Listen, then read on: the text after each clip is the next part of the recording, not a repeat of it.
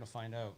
Yeah, if you need to hop up at the middle episode, it's fine. You can just jump up. It's pretty much right on the other side of this wall. You just gotta go around that way.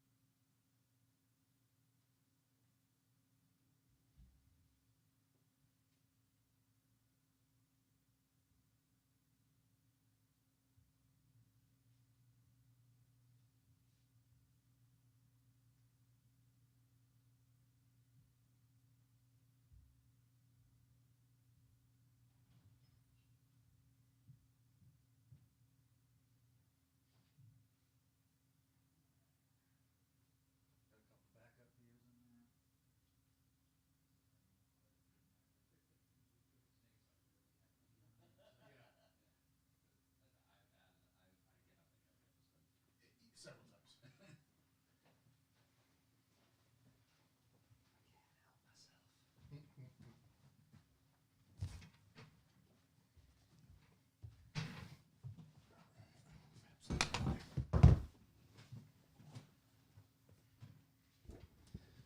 Chat.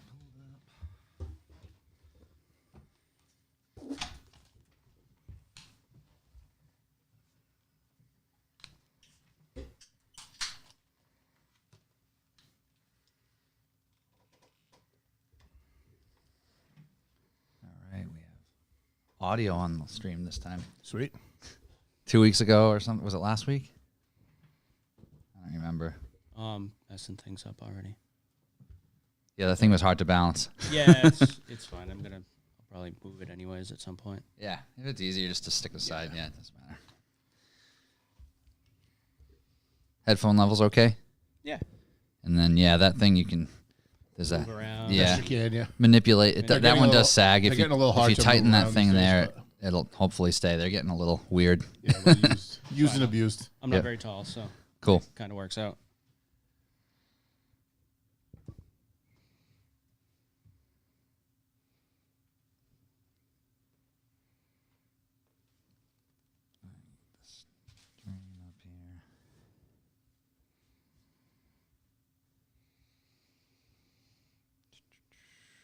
Like we're on time too. It's like 6 o'clock on the nuts. Yeah, we're on the money. Yeah, someone was asking me like what time it starts. I was like, they want me there around 6, so I'm gonna guess around like 6:15. Mm-hmm. Yep. 6-ish. Yeah. I will say, historically, from what I've seen, we have a better track record with time than the other shows. We're usually yeah. right on the money. Well, plus those guys, the guys that do the NASCAR show, a couple of them drive from New Hampshire every week. Oh Yeah, my so God. give or take an hour for traffic. Yeah, they don't do live, but still, it's like, I wouldn't want to be like leaving here at 10 o'clock at night and then have to drive back when to the New episode, Hampshire. and they do like 3 hours almost every week. So Yeah, like, I don't even they're want to here. drive back to Middleborough. I know. Thanks to RideDot, my ride home went from 10 minutes to 30 minutes. Oh yeah, Yeah. yeah. Let's not even talk. Every week I have something to say about that. I got a So new. bad. I got some feelings about this rotary over here where I almost got killed today. Jordan, you guys hear us okay today? I didn't screw up the wires. When he boots on the ground out there in the chat. It's going to have a delay, so Yeah, that's we'll what. confirm in a minute. Yeah, I had, so we have like the USB cord that goes to the computer for the stream, and then I'll flip it to like save the episode audio to my computer to post, and I didn't switch the cords, so for the first like 10 minutes, we had no YouTube audio, which was a bummer, but good enough. I just cut the front of the episode off on YouTube. I think we're good. Good. Good. You guys ready to jam? Let's do it. Let's go.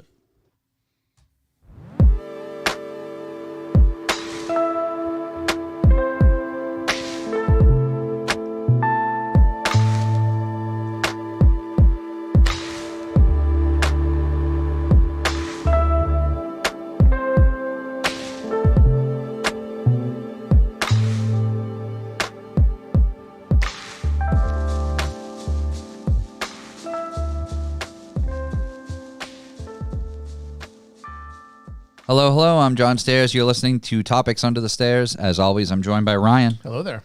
Once again, we have no Mark. He is on vacation. He's just gallivanting around the globe. Around the Caribbean somewhere, or wherever he ended up. Gallivanting around the globe, that Mark. We're going to make up. Now we can watch this live. But actually, he can't from a cruise ship. He has no Wi-Fi. Oh, yeah. I was thinking of like all the mean things that we could do to like play a joke on him. So the night that I got in a car accident leaving here was because I usually carpool with Mark and he was away. So I was just giving him shit. Like, I would have never gotten in a car accident if you just drove me like you always do. Such a dick move. But tonight we have a very special guest. We have Jared Cabral of Hockomock Honey with us. Hello. I reached out to Jared randomly out of the blue after seeing a post he made about selling some honey locally. And I'm stoked to talk all about beekeeping and producing honey and how you ended up here. It's pretty wild. Yeah, it's kind of crazy. I had a really good year producing honey, so I had more than I was able to sell to friends and family. So I made a couple of posts on Facebook. One of them was in the Bridgewater residence page, and that post absolutely exploded. And then I was like, oh, maybe some people in Middleborough would like to have some honey. We like honey in Middleborough. I posted there too. Yeah. Didn't get the same response, but I ended up here because of it. So yep. So there's a silver lining. Yeah, it was good. It's good. Very cool. Before we get jamming, this episode's brought to you by Revival Motoring and the Revival Motoring Network.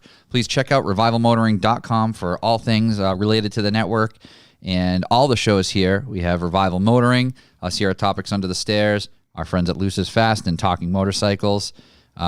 If you can hop on the social medias, share when you're listening to episodes, subscribe to the YouTube channels, all that stuff helps us a lot. Leave reviews. Speaking of reviews, we got one. We do have a review to read. The Loose Boys were talking shit this week. They're trying to double us. There we go. No more signs up. They're like 3 reviews away from doubling ours. We can't let that happen. No. Well, our listeners are just too busy doing other stuff to just be running around leaving reviews. But Jordan left a review for us. That's in the chat right now. Thanks, Jordan. Stemming from the Parent Show Revival, Topics Under the Stairs is a step forward to greatness.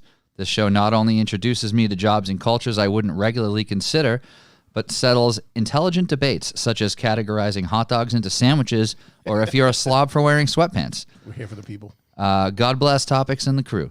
Thanks, buddy. We greatly appreciate your weekly participation and support of the show. Absolutely. He was on the big show this week, and it was a really good episode. So yeah, I got to listen to that. Yep. I wasn't in the car at all today. I want to listen to that, and I'll get to the other stuff later. But yeah, revivalmotoring.com. And the pre-order for the embroidered goods that Josh loaded up there is still up. There's a ton of cool stuff, crew necks and beanies and corduroy dad floppy hats, like all sorts of cool stuff. So get on that and help keep the ship afloat. If you don't want to buy a physical thing and just throw a couple bucks at us, you can donate to Bucks for the Boys. Bucks for the Boys! Bucks for the Boys is our sustainable value for value donation method that you can send in $1, $2, $5 a month, and it'll just do a reoccurring charge. And it helps us do what we're doing here. Like when I broke the mic stand last week, Josh bought a new one. Maybe I'll break something else today. Hopefully not. But we got Cut to John smashing the board for fun. Yeah. Yeah, lights, camera, action. All this stuff costs money, and we really like to do it, and we don't get paid to do it. But we'd prefer to not pay a shitload of money to do it. Right. So if you're enjoying, even that'd be fantastic. Yeah, if you're enjoying the hours of content that we're creating between all 4 shows and the YouTube content, and Josh's new YouTube series with the photographers. Check that out. Yeah, he's got 1 episode out now with Raph, I believe, and more on the way. So definitely follow the Revival Motoring YouTube page, and if you haven't yet, Topics Under the Stairs, we have our own YouTube page, just at Topics Under the Stairs, and we'll post plenty of links to that to remind you. And that's that. Callbacks. Jordan, he had sweats and Crocs out in the studio yesterday. I'm glad Mark's not here because he might be having an aneurysm. We should have him come in with us one night. That'd be fun. That would be fun, yeah. I feel like him and Mark would just be a fucking riot together. Yeah. Yep. So last week we had our friends from Wasp Mother on. Mm-hmm. How funny is that? We had Wasp Mother on. Now we have a beekeeper on. But yeah, Wasp Mother, if you're listening to this live or, this week, the 19th today, if you're listening on audio, probably, their EP Digital Pollution's out. Definitely check that out. And Saturday at the Vault in New Bedford. If you're listening to it live now, we'll be there on Yeah, Saturday. we will be there on Saturday. With some previous guests. Yeah, there's a bunch of people going to that. It'll be a good time. So that is at the Vault in New Bedford with Iron Gag, Dragato, Voidbringer, and Violent Majority. That's their EP release show, but the EP's out on all the streaming platforms Friday the 19th. So thanks again to them for coming on and joining us. You got any callbacks, Ryan? No, not really. It's been a slow week. Nothing crazy for callbacks. I'm not contemplating. I'm starting to piece together things to bag the thing. So Things for the thing. things for the thing. So this summer she should be going up and down. Nice. Yeah. So that's pretty much it. Nothing crazy. That's exciting. Yeah. Exciting stuff. I'm still hunting for a perfect Mark II shell to swap all my stuff to from the blue car. You'd be looking like Gandalf before you find one of those. I know. No, I'm expanding my horizons to different countries. Less than perfect. Yeah. No, to different countries. Yeah. Yep. Because I'm finding that what is available here is such ridiculous money that the additional money to import a much better car cheaper. is like worth it. Yeah. It'd be So- way cooler to import one from the mother. Exactly. The The story's Exactly. so much better. Yeah. I don't want wrong-hand drive. I still want left-hand drive. But especially for the swap, like all my parts would be a pain to source all the right-hand drive swap parts. But it's in the works. I've got some people helping me, so hopefully find something to make it happen soon. Very cool. Besides that, Mark will be back next week. We got a bunch of fun episodes planned. We're pretty booked right now for the next 6 weeks or so. Yeah. So we have a bunch of fun things on the way. And that's about it. I got news. Yeah. I got a couple of newses.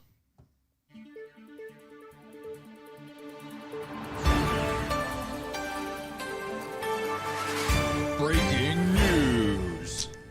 So this was a weird one. In Vegas, it's very crowded. And there's obviously a bunch of photo op places that people want to stop and take pictures. Yep. They have, as of the 16th, put a new ordinance that bans stopping or standing and engaging in any activity other than walking that causes another person to stop. There's up to $1,000 fine, and it's and potentially jail time. And they're actually enforcing it. So how we do do you- that everywhere. Right. I know, right? So How do you police that? it's going to be completely bananas. If You're they're walking, you're like, actually- oh, let me stop yeah. and tie my shoe. Next thing you know, you're in jail. What's going on? I get it because it's super annoying. Especially if somebody's just stumbling around staring at their phone in Vegas when you're trying to walk miles down the street because you can't drive anywhere. Yeah. So I get it in that end. And then, the other side of the coin, it's people that live in Nevada that are taxpayers there, it's they're going to be fined if they stop to take a picture of Vegas their because they're on kids getting vacation or graduation. something. Yeah.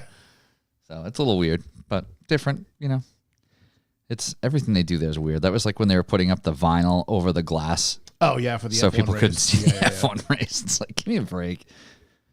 What else do I have? You had news, you said, right? I got a couple, yeah. So this is kind of funny. We all remember and love Hulk Hogan. Yes. Many entertaining years. He was a good Samaritan this week and helped a woman whose car flipped over on the highway. But the best part about it is the article says, can you imagine waking up upside down in your car and the first thing you hear is, "Are you okay, brother?" Oh my God, Oh, I that's fucking great. lose my shit. Oh man, but yeah, so I guess I missed that reality show of his family. That oh was my funny. God, what a fucking train wreck.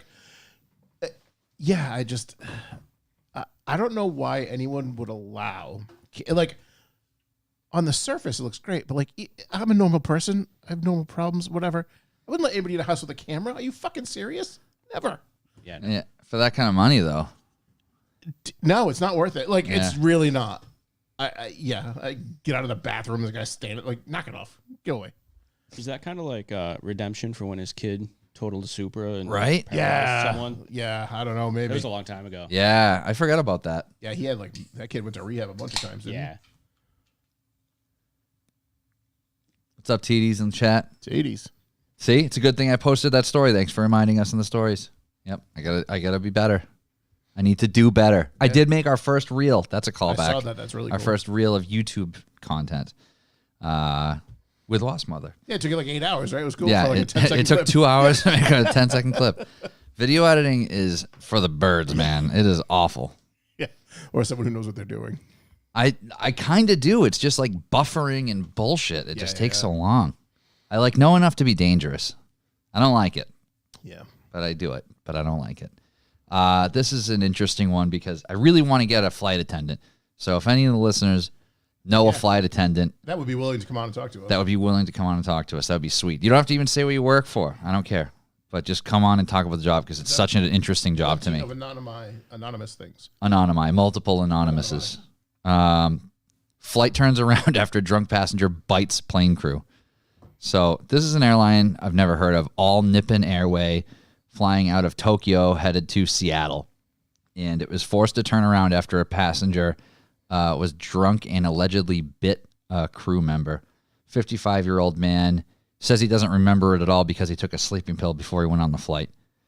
So it turned around, went to Tokyo back to Tokyo with 159 passengers. And like a month prior, the same airline had to turn around and go back to Tokyo because it had a cracked windshield. Oh, shit. Yeah, which that's like probably bad for That's all bad. pressure and stuff. Exactly. I'm not Those a pilot or windshields are anything. Like an inch thick, so that's all bad. Yeah.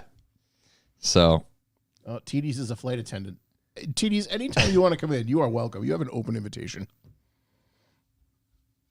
Did you ever see the episode of Mythbusters when they were shooting frozen chickens Yes. at the planes? Yes, I did see that. That was like one of their original good. episodes. yeah, we definitely got to find a damn flight attendant. We will eventually. We'll get there. Yep. I had this other one just because I went to Key West recently and we talked about it. There's a place in Key West that has a $250 ice cream bar. And they assemble it in front of you, and they use a very expensive spoon. What's that? I'm going to mispronounce the name because I just don't know what it's that. Hermes? I have no idea. Hermes? Hermes. Yeah, that'd be my best. They guess. use that spoon, and they put the most difference does that expensive chocolate in the world on it, and then they dip it in 24 karat gold. Why would I so- want to eat 24 karat gold? I don't know. I mean, some people do because they're selling them. They're selling them. Seems wasteful to me.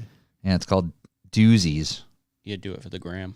That's true. It is a photo op That thing. is true, yeah. I guess if you're Yeah, that's like those like $30 cocktails with donuts and shit on top of them. I did see something where there was I guess it was an influencer. I don't know who this person was, but she was like, she had a bushel or a fucking handful of black balloons. She's in a black dress, but she's on skis on a mountain, and they're filming her come across the mountain, like across all of the traffic. And when I tell you she gets fucking taken out, this person ate shit because they're trying to avoid her and is just barreling at her snowboard forward. And the video cuts when her legs are above her head. You don't see what happens afterwards. Oof. And then they were like, is this the snowboarder's fault? And I was like, absolutely not. Everything is an influencer's fault. Every single thing. All the time. Those Influence on the Wilds posts are funny. I can't. I fucking can't. Anna McGrath. It's also fun telling a story with moving photos, but it also sucks. Yeah. Agreed. It's a pain in the ass. Hermes. Hermes. It looks like TD says.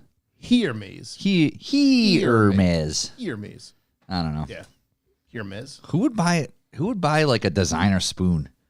Have you seen the lady get trampled by horses? No, but I No. did see the lady who would try to take a picture with a bison and got fucked up. She like hopped out of her car and ran into like the plains. Yeah, that shit's nuts. Woo! You get everything you deserve with that. You deserve everything you get. Yeah. Hilarious. I really like that. I've talked about it numerous times. You watch that show, Northwood's Law? No. Oh, it's so good. It's like cops, but like animal conservation officers and stuff. Tree cops. Yeah. Sounds rad. Yeah, it's a great show. And they always have people that are like feeding like black bears on their porch and shit. And it's like, you know, this thing is just going to kill you someday, right? Like it doesn't care that you're feeding it today. Yeah, because the day comes in and you don't have food, you are the food. Yeah. You are now the meal. Yep. Exactly. Yep. Bloodwood, this will be a sweet episode. Well played, sir. I would probably feed a bear. Just Yeah. For the record, like if it came Well, you into my do yard, have like I'd probably be Pooh's like, favorite food over here. Here you go. Yeah. Yeah. Raccoons too. I want to feed all the raccoons. Oh, I have a Fucking really trash good video pandas. of a raccoon sticking its arm into one of my hives. Oh. And then ripping its arm out and Going, running "Fuck, away fuck, fuck, really fuck, fuck." quickly. Yeah. I immediately regret this decision. Yeah. All right. I'm excited to dive into this. So without I further, have one more news that I think this is actually like kind of a serious one. But did you see the guy who they plucked out of his truck after 6 days? no. This guy was driving on like an I-94 in either Illinois or Iowa or somewhere in like the upper Midwest where they had a bunch of snow. Okay. He went off the road, and he went off the road at like an overpass. Uh-huh. His truck must have gone down and then came back up under the overpass, and he crashed like under the bridge. So now his truck was wedged under the bridge. He was trapped in it. But you couldn't see him from the road. Oh. 2 people, how they saw him, where they were from, or what they were doing, it's crazy. But he was stuck in the. They obviously called the authorities. Authorities came, Yeah. but they went up to the thing and they're like, where someone was recording. They're like, "Oh my god, how long have you been here?" He's like, "I don't know. I think it's been 6 or 7 days." Guy was so his leg was crushed under the A pillar. Wow. He was pinched. He couldn't move. Like the truck kind of accordioned, and that was it. He couldn't open the door. Couldn't get out. The window's broken. It's the middle of this winter. Obviously, it's cold. How this guy survived 6 fucking days is amazing. But it turns out they ended up having to amputate his leg from just above the knee. And he ended up with a broken wrist and a broken something else. But apparently, obviously, he's getting better and on top Wow. above the amputation, I should say. Or That reminds me, I watched that movie Society on Snow about the plane that crashed in the Andes. yeah, it's like the remake of Alive. Oh, is that what it is? I didn't know. It's the same plane. I didn't know it crash. was the same Yeah, it's story. the soccer players that crash in the Yeah. Andes and they eat each other. Yeah. So, but there's still this year. There's still like 12 of them alive. Yeah. They interviewed one guy. I didn't see the movie yet. And but it's like 6 days with the window down. Like these fucking guys lived like 6 months. It's insane. he was a long time. Yeah. They interviewed one guy who is now, I think it's been 50 years? Because it was like 73 or 74 when it 70s. happened. Yeah. They interviewed one guy, obviously it's 50 years later, and they like asked him a question, he just started crying. Like still uncontrollable emotion about it all. It's Oh crazy. yeah. I mean, that's like you're gonna need therapy forever. Yeah, but they came up in a generation of therapies for losers. So Yeah. there'd be no therapy for you. Yeah. Yeah. No, it's a crazy story. That and I did watch Saltburn. That's the one that everybody else is Yeah, I've heard about talking that. about. Yeah. I didn't hate it. I mean, some people really hated it. I didn't hate it. I thought it's quirky. It's Actually, I a don't know weird anything about movie. it, so It's got some it's like typical like kind of artsy fartsy like cringy awkward sex scenes. I don't know. I think it was decent. Did you see it? No, it's actually pretty good. It was a weird plot. It was a guy that was obsessed with another guy and does all this wacky shit to get closer to him and stuff. But it was a good movie. Didn't hate it. okay. Good watch. We should come up with our own rating system when we talk about movies. I'll have to think about that. That's a good idea. Yeah, but didn't hate it. Didn't love it. It was fine. That's all I got. Cool. Yeah, that's all I had for news. Okay. Moving on to our main topic. Like I said, we have Jared Cabral with us of Hockomock Honey. I was, doing what I normally do. Just cruising the town Facebook page. Roasting people on the town Facebook page Yeah. as only John can do. Yeah, Do you when go into Mark IV? Do you want me to tell you how dumb you are? when I run out of people in the Mark IV group to roast, I head over to the town page and start roasting them. And I saw Jared post that he was selling honey out of a Land Cruiser, and my interest was piqued immediately.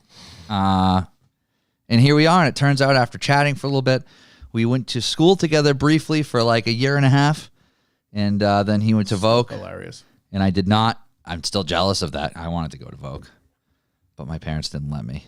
I don't think I would have made it through high school without it. Yeah, I would have dropped out. yeah. Trust me, I understand, man. But is that how you? So I guess we'll go a little off topic first. Is that how you got into cars, or were you into cars before that already? Or Oh no, I was born and raised into that. My father built street rods. oh, cool. So I was around it. I have photos from like, I don't know, I'm like a couple of months old, maybe, standing in the back of one of his street rods. Nice. You know, he was one of the founding members of Bristol County Street Rods. Oh, cool.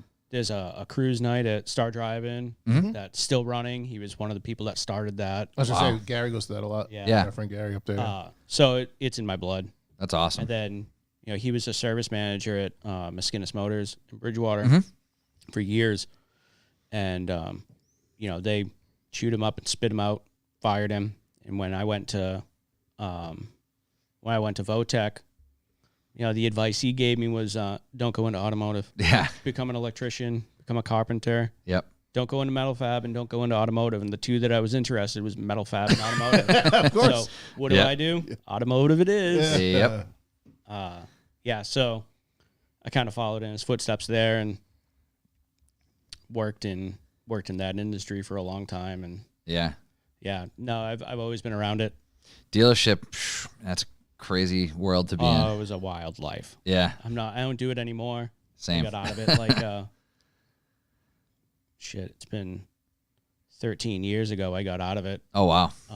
I made it like 3 years doing like warranty Service administration writing, and service dispatch and ooh. I was a Ford Master Tech for years. I got out when I was 27. Yep. And then went to work I did fleet maintenance and then went to work for the MBTA. That's what I do now is fleet management with a fleet of 300 Fords. It's like, yeah, it's so much better. But it is a grind of an existence working at a dealership. I did it for, I started my first dealer when I was like 17 or 18 years old. Sucks the life out of you. Yeah, I did it for like 11 or 12 years. Yeah.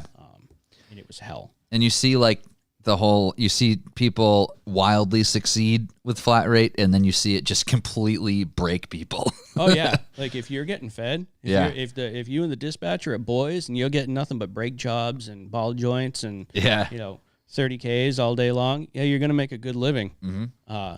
But when the economy crashes, or like you don't get along very well with your service manager or your dispatcher or your service advisors, you're doing heater cores and Mark II. You're gonna have a bad time. Yeah, you're doing electrical and water leak diag. Yeah, I'm a very disagreeable person, so it didn't work out very well for me.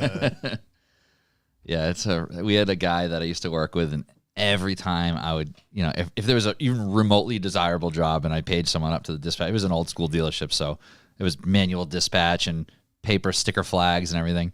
And this guy had a train whistle. And if like somebody would walk away from the parts counter with like rotors on their car, all aboard the gravy train. It was so funny. Sounds like my kind of guy. That's hilarious. It was a riot.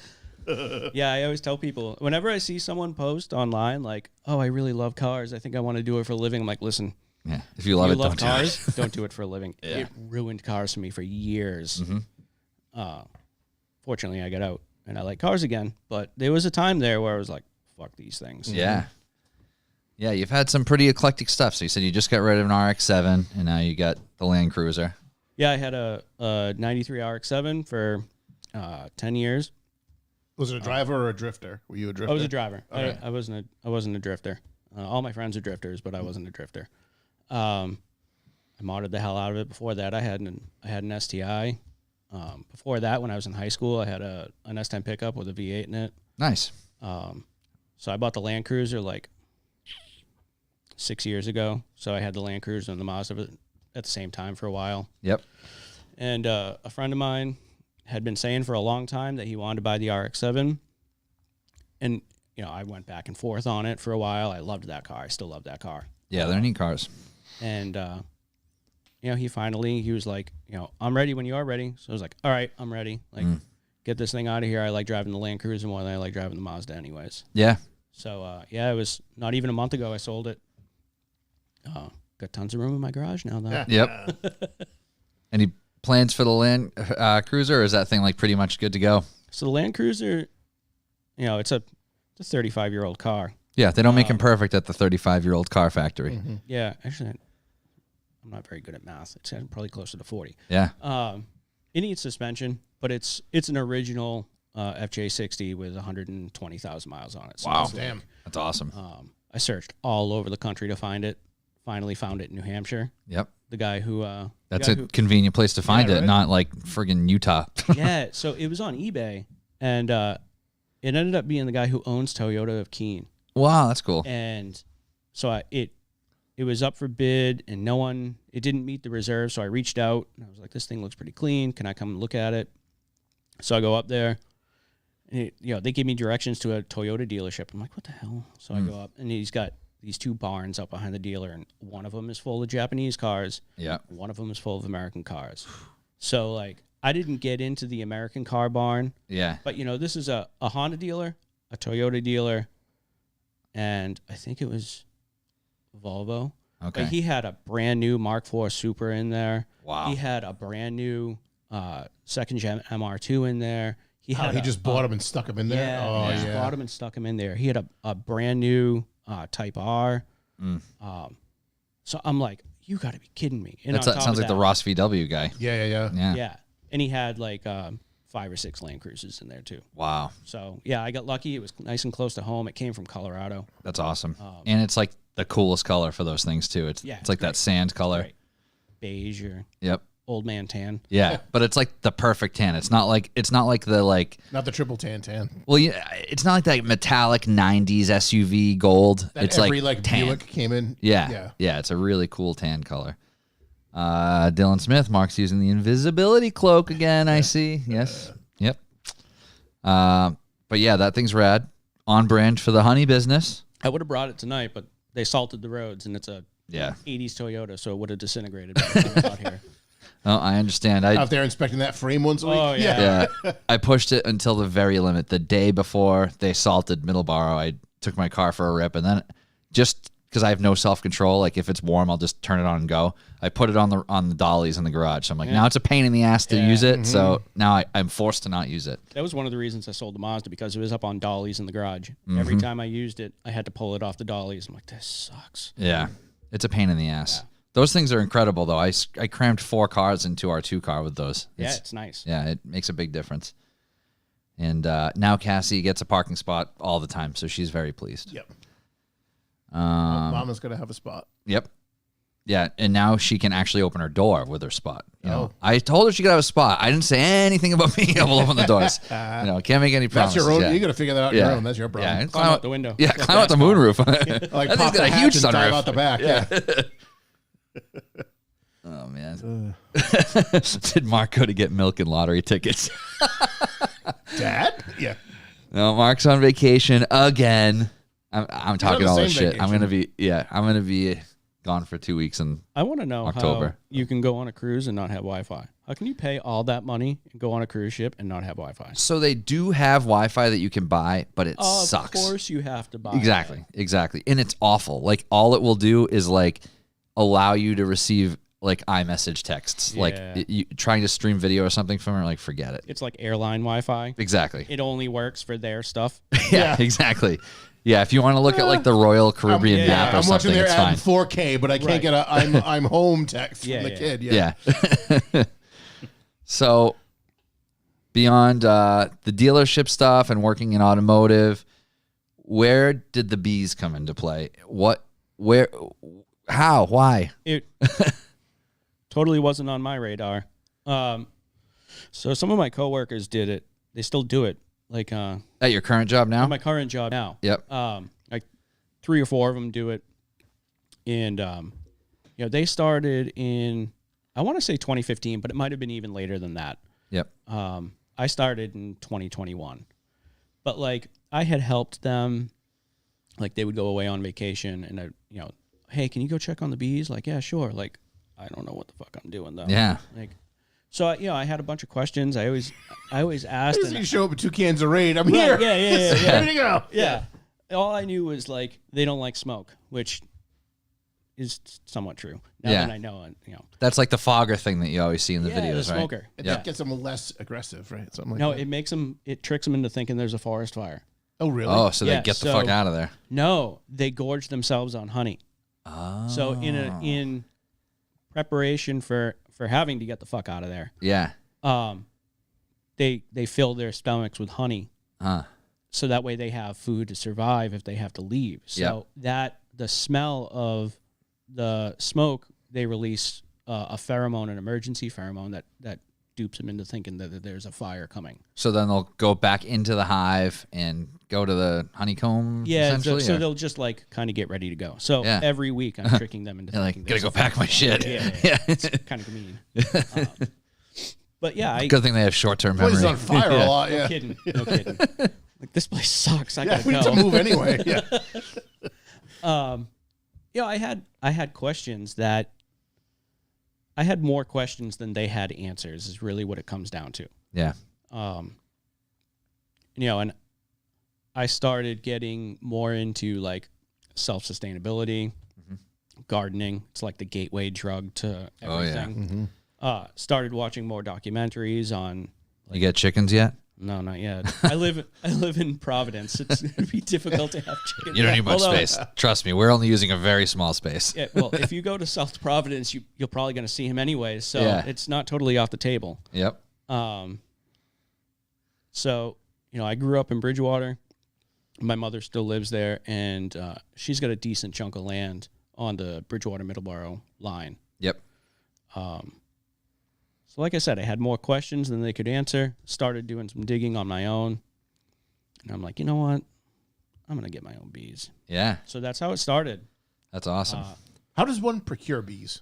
Do you just put out some flowers and hope for the best, or do you have to go buy something? Actually, you can do that. Okay. You can set swarm traps. There are some people who just set swarm traps and catch wild bees. No shit. Yeah.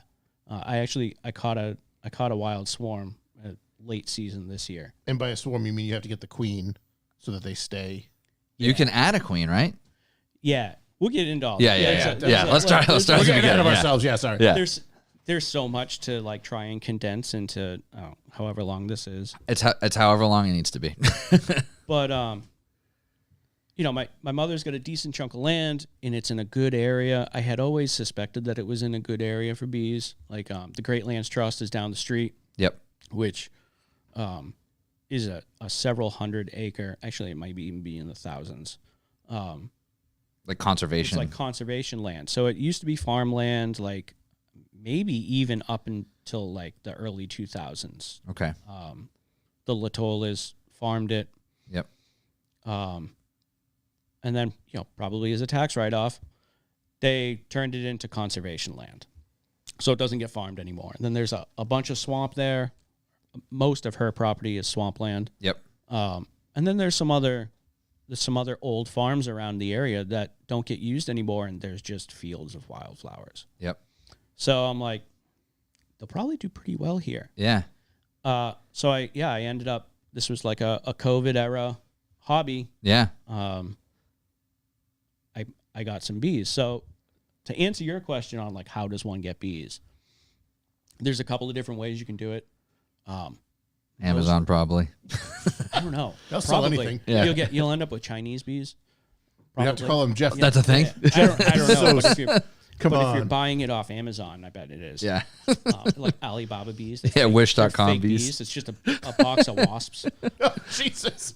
Jeff Bezos? Come on. Oh. I had to So say that the, twice, but I was getting it in there. The majority of people buy their bees in a package. So you get, there's a lot of different beekeeping clubs around. Bristol County Beekeepers Association, Plymouth County Beekeepers Association. Those are the big ones, like for our immediate area, for like the South Shore area. There's a Massachusetts one, there's Suffolk County, and there's, all the different counties have their own association. But they offer beginners beekeeping classes. And part of those classes, I don't know, I didn't go down this road. Yeah. How not to get stung 102. Like, Yeah, it's like all the basics, but part of the class is you get your bees. Mm-hmm. So they create these packages of bees. So you end up with this box. It's like a 1 foot by like 8. Like a shoebox Like almost. like a shoebox sized thing of 3 pounds of bees. Literally, they do it by weight. Crazy. So you get a 3-pound package of bees, and inside that package is this pencil sharpener size cage with a queen inside of it. Yep. I've seen those. There's an Instagram person I've seen that The always. chick with the hair clip. Yes, and she goes and she rescues bees that are swarming cars, and she has luckily I have a queen in my pocket. Yeah.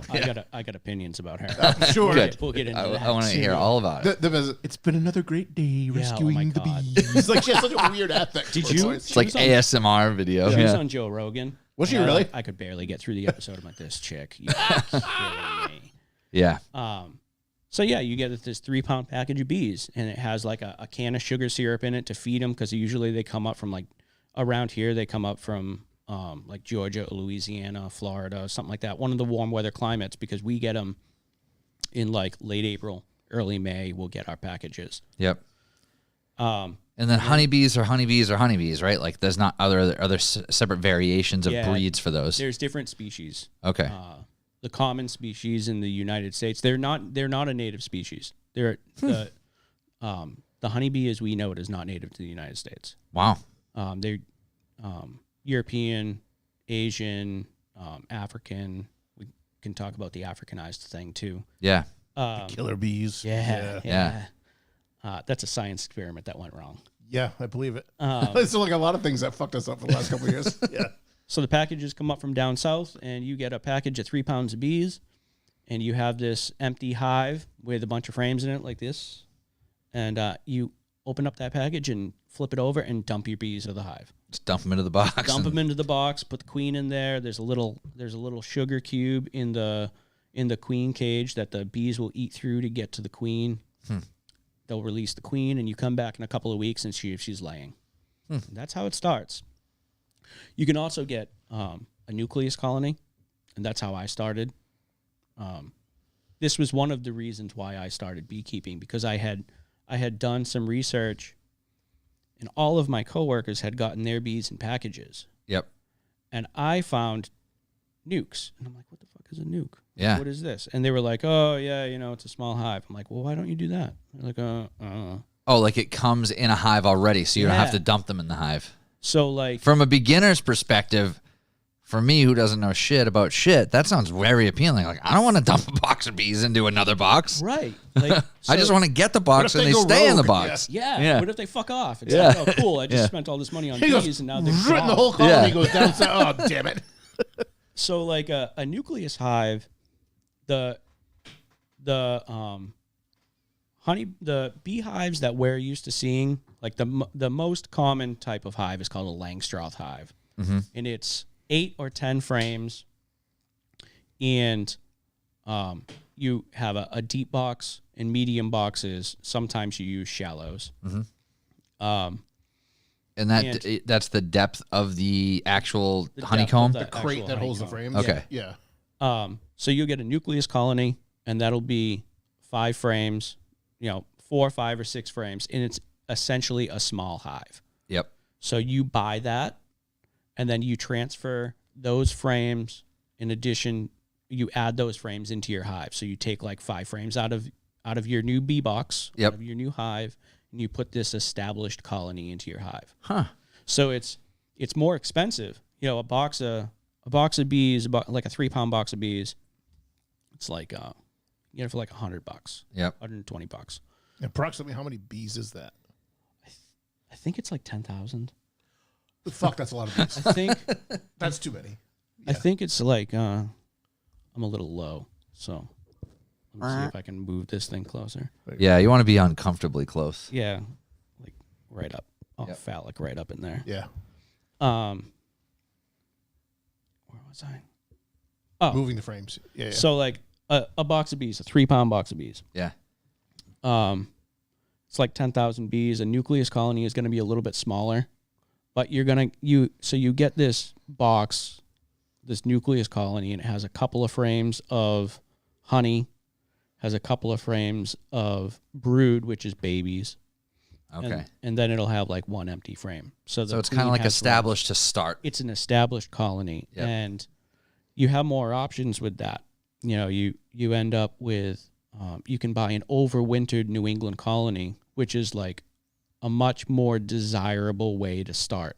They're hardier, I would imagine. They're much hardier. Yeah. That means they've lived through one winter. They've lived through a winter in New England. So when you buy a package of bees and it comes up, like the most popular one is like Wilbanks. The Wilbanks packages, and I think that's an apiary in Georgia. You're getting southern bees, so they're not used to our cold. Yep. So it's a lot more work for them to get established, especially if you're a new beekeeper and you're starting with blank frames. So like this is a honey frame, for example. And hold on one second. Yeah.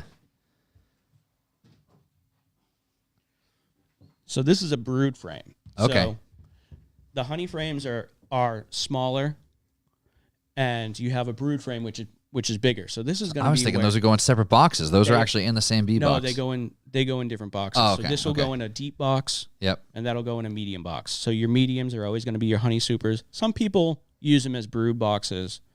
I use them as honey supers. Mm-hmm. So you're going to get a box of these, and these frames come as blank plastic. In the middle of this is a plastic foundation. Yep. And they have to build wax on it. So if you're buying a package of bees and you're dumping it into a box with just a bunch of plastic frames in it, they have to then build the wax out, and the queen has to start laying. So they really need to build the wax like immediately. Like quick. So that way she can start laying, because the average life expectancy for a honeybee is like 6 weeks. Wow. So What's the gestation time? Like, how long does it take to hatch? 21 days for a worker bee. So that's a quick turnaround. It is a quick turnaround. Yeah. So if they don't have resources available to them, you can feed them, which, you give them a feeder, which is just sugar water. It's like a 1-to-1 or like 2-to-1 mixture of sugar and water, and they can make wax out of it. But it's not ideal. Mm-hmm. So if you start with a nucleus colony, ideally, you're starting with New England bees, overwintered. It's an overwintered colony in an established hive, and it's a much better way to start. But it's more money. Yeah. When I bought my nukes, I paid $250 per. It's almost double It's the cost. almost double the cost. Yep. But From a beginner perspective, it's probably a much better route.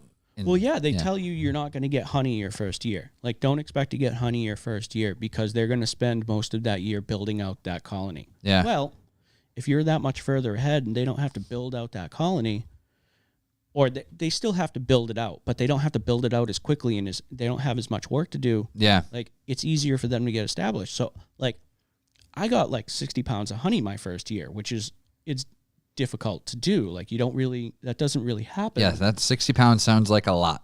Yeah. So I started with 3 nucleus colonies. So out of those 3 colonies, I ended up with about 20 pounds of honey per colony. Now, for like completely idiot perspective question. So like if I'm driving down the road and I see someone that has bees and they have 2 of those, call it average size bee boxes, is that 2 separate colonies, or is that one colony that has different purposes in the boxes? So each hive is a colony. Okay. So you'll see like there's a couple of and different a hive ways. is a box. Yeah. Yeah.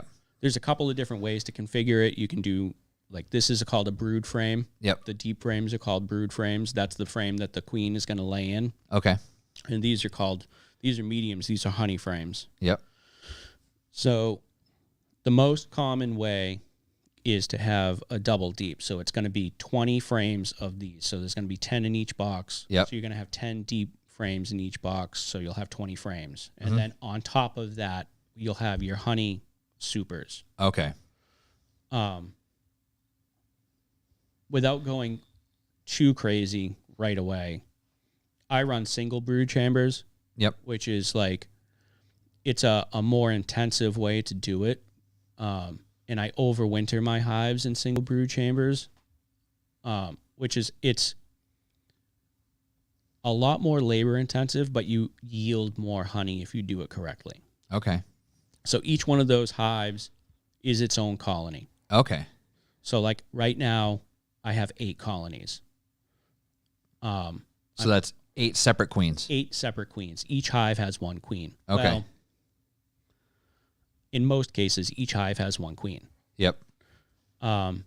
So we'll take a whole separate queen deep dive because I have a million questions about that. I bet there's, like I said, there's this is a wormhole that you can just go right down. Sounds right up our alley. So when you're driving down the street and you see that each one of those is its own separate hive. Yep. So yeah, if you buy your bees in a nucleus colony and pay a little bit more, it's a little bit less work for them to get established. We reuse these over and over and over again. Now, when you reuse that, do you scrape that honeycomb out? You leave that and they reuse that? Leave that. So like this frame here, like I said, was a honey frame. And see how it's kind of chewed up and messed up? Yeah. So in September, this frame was full of honey. Okay. So when you harvest your honey, this is going to be completely capped over with wax. Yep. So you have to uncap the cells. One by one. Or you can do it with a hot knife or like a scraping tool. You just have to open them up and then you put them in a centrifuge and spin the honey out. But I'll give this to them next season, and all the damage that I've inflicted onto it, they'll fix it. They'll fix it. It's just patch it up and start again. Just patch it up and start again. Wow. I was thinking you'd have to scrape them clean and they build from scratch. Okay. It's like, depending on insecticides and how dirty the frames get and whether or not you're using honey frames as brood frames. Like, if you're just using a honey frame for honey, 5 to 10 years you can get out of a honey frame. Wow. That's awesome. You know, they'll tell you to replace the frames every 3 years. Mm-hmm. You don't really need to. But it seems like it's one of those things you could probably take 3 out, clean them, leave the other ones, and then kind of recycle, slowly. So like the wax is like worth its weight in gold. Like, these frames are worth their weight in gold. That's where all the work comes from. Yeah, that saves them all the time of building that. Right. So like which can result in problems. If you run out of equipment, if the colony is expanding faster than you can provide them with equipment, that's when you start to see hives swarm or abscond and go somewhere else. Yeah. You start to see you can see the hive collapse. So like, having equipment on hand for them as they get bigger is very important. So basically, like, say, you find this one full, so you have to take that frame out and put a new frame in. Yeah, you take complete boxes. Okay. So like, you start like, all right, so I'll start the season next year with a single brood box. So that'll be 10 frames. Yep. 10 deep frames. And as the queen lays, that colony is going to grow. I will add another brood box on top of that. Yep. Which will give her room. It'll give her space to expand. Yep. As the colony grows, you're looking at like, she'll start really laying when it gets like above 60 degrees. She'll start really laying. And then, come like mid-May, like, that colony is ramping up in size quickly. Okay. And depending on how strong they are coming out of winter. So seasonally, your time frame can be very affected if we have like a really cold March and April. Yep. Which we do. I mean, we have April where it's 80 and April where it's like snowing. Yeah. So that can really be wild here. With the April Fool's storm in like 96 or something where we got like 3 feet of snow. April 1st.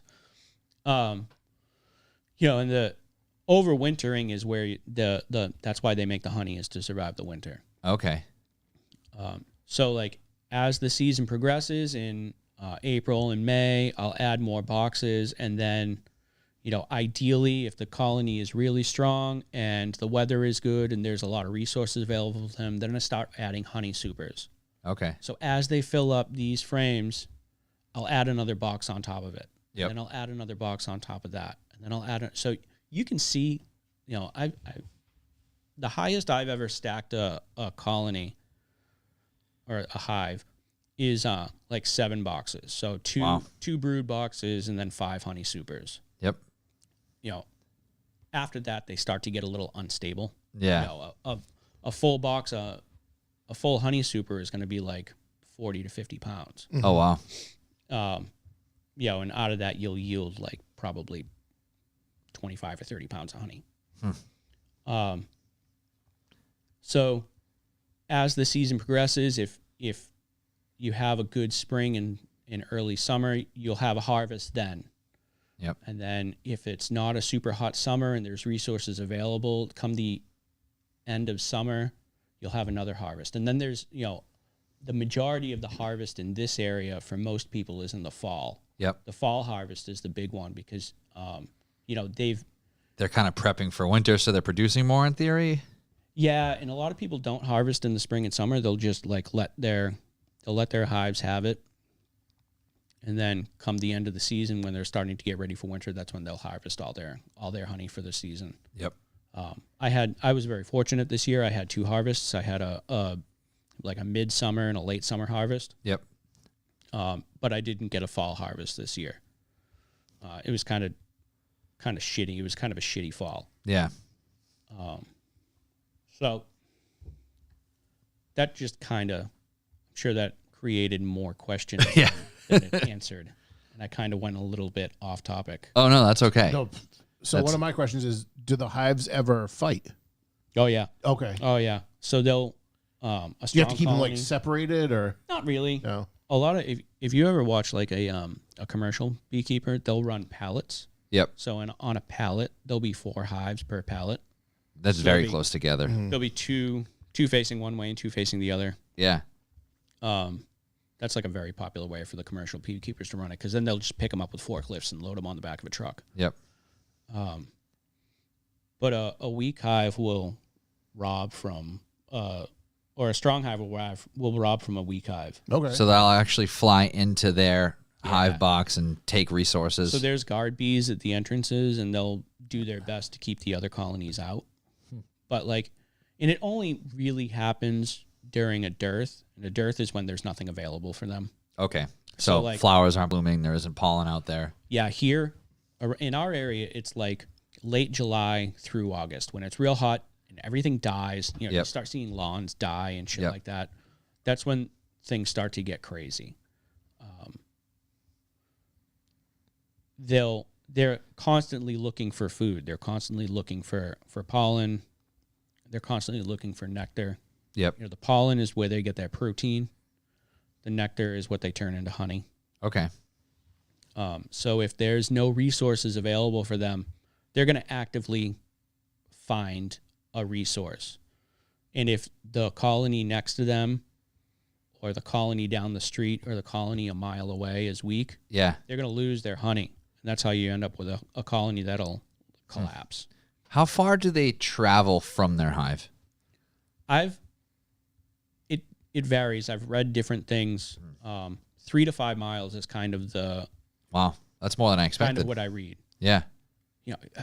A 5 mile radius, That's a lot. in a straight line, that's a lot. Yeah. Long way, That is a hike. Yeah. That's a lot. And it's only it's at the end of the bee's life cycle that they're going out and collecting nectar and pollen and propolis. So they've been living in the hive for significantly longer than before they go and do that. Yeah, they'll for the last 2 weeks of their life or something like that, they'll go out and collect pollen and nectar. What's the purpose of it being at the end of their life? I assume it's so that way they don't die in the hive. Yeah. I don't know the answer to that. Yeah. But it would make sense. Like if the bee dies in the hive, Yeah. then the bees have to carry it out, Yeah. get rid of it. It's Yep. just more work. So is that it goes and dies somewhere off? Because I was to say, imagine with all the bees you have, you must have just piles of dead bees if it's only a 6-week life cycle. Yeah, in the winter, if the colony dies in the winter, that's how I'll know. Like when I'm walking out to my hives, if I look in the front of the hive and there's a pile of dead bees in front of that hive, it's a bad scene. So last year, I lost 2 hives in the winter, and I'd walk out to the woods. And I look and there's just a pile of bees, and I'm like, that's it. That hive is done. So, And when that happens, you said the worker bees live how long? 6 weeks. 6 weeks. Roughly. And then what's the longest lifespan? Would it be the queen? The queen. The queen's effective range is somewhere between 2 to 5 years. 2 to 5 years. Wow. 5 years is a long time. Yeah. After towards the end of the second year as a beekeeper, you're looking to like replace that queen. Okay. And can you just get a new little queen pod and? Yeah, there's a couple of ways to do it. Yeah. You can let them raise their own. You can buy queens. Yeah, because eventually one of the ones that hatches will be a queen, right? Yeah, they give. Is it like the lottery? They give them different enzymes to create a queen. So it's like they feed it. It's called royal jelly. Yeah. I've always heard of like. It's like they have an instinct; they know their queen's going, and then try to create so a like new if one. the queen's starting to get old, yeah, they'll start to raise a queen. If they don't have a queen, they'll take an egg or several eggs and turn those into queen cells.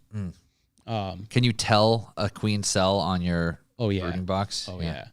I probably should have prepared a little bit better and had some photos ready. Yeah. We can post all that stuff later. You'll look like at the bottom of this frame. So there's different ways you can tell. Yep. So like there'll be these peanut shaped cells hanging off the bottom of this frame, and those are like swarm cells. And then like you'll see that they've chewed away part of the comb. Yeah. There'll be like a peanut shape going down. They're about that long. Yep. It's very Because they're much bigger, right? they're So a they lot need to make bigger, room. Yeah. and there's a lot more food in there. So there's swarm cells, there's supersedure cells, and then there's emergency queen cells. The supersedure cells and the emergency queen cells look a lot alike. Those will be like on the frame. Yep. And then your swarm cells are going to be at the bottom of your frame. Huh. But they'll raise their own queen if you let them. Yeah. And there's Do you stop them from doing that so it doesn't cause like a rift between your current queen or anything? I stop them from doing it during swarm season to keep them from leaving. Oh, okay. Like the natural tendency of a hive is to swarm and leave. So that's like a means of reproduction. Yeah. So if you have a healthy hive coming out of spring into summer, like early summer, if the hive is healthy, they're going to build up, and then when they build up to a certain point, they're going to start to run out of room. That's another reason why you need all the equipment. Yeah, add more boxes. So when they run out of room, they're going to want to leave. So if you have the equipment available to keep them from running out of room, it lowers that swarm tendency a little bit. Yep. Which is where a lot of like first year beekeepers run into problems in their second year, because in your beginning beekeeping class, they teach you how to keep a hive, but they don't teach you what to do for swarms. Yep. And the second year, your rate of growth is probably faster because a lot of the stuff's established on your trays. Yeah, if you've been fortunate enough to have your hives survive the winter, which is a big step in this area. And to have your hive survive, before I forget, your queen obviously is living because that bee's living multiple years. Yep. What other bees will survive through the winter? Or will they be consistently reproducing all through the winter? No, towards the end of the year, the makeup of the worker bees changes in the fall. Yep. And you have like these overwintered bees, and if you look at them under a microscope, they have more fatty cells in them. It's a different makeup. It's almost like a bee designed to sustain the winter. Yes. Yeah. So the overwintered bees, you start to see them hatch out in our area like early to mid-November. Sometimes earlier than that, depending on the weather. Yeah. This year, we had warm weather late in the season, so I was still seeing bees hatch out. Like in late November, I was still seeing bees hatch out of my hives. Wow. But those bees will survive, 4 to 6 months, depending on how long the winter is. She's going to lay all winter. Yep. But she's not going to lay as much. Yep. Which is another reason why they build up so quickly in the spring, because all of those overwintered bees are reaching the end of their life cycle, and they're going to die. So they need to grow in population quickly. Yeah. Yeah, so they got to crank out spring workers. Yeah. Yeah. So like the Man, I want to be a winter bee. I know, Kind right? of get born, you hang out for a while, and life's good. yeah, you don't want to be a male bee though. No. All the bees and all the overwintered bees, those are all females. Okay. There's worker bees, which are females, Yep. the queen, which is obviously a female, and then there's drones, Yep. which are the males. They don't do anything. They don't do anything. They exist to mate with a queen. That's it. They don't collect honey. Yep. They don't do anything. They just walk around aimlessly in the hive and do nothing. They never leave the hive. Kind of like regular dudes. They'll fly around, Yeah. but they don't really do much. They exist to mate. Wow. And then at the end of the season, that's how you'll know that they're getting ready for winter. You'll see like them starting to kick the boys out.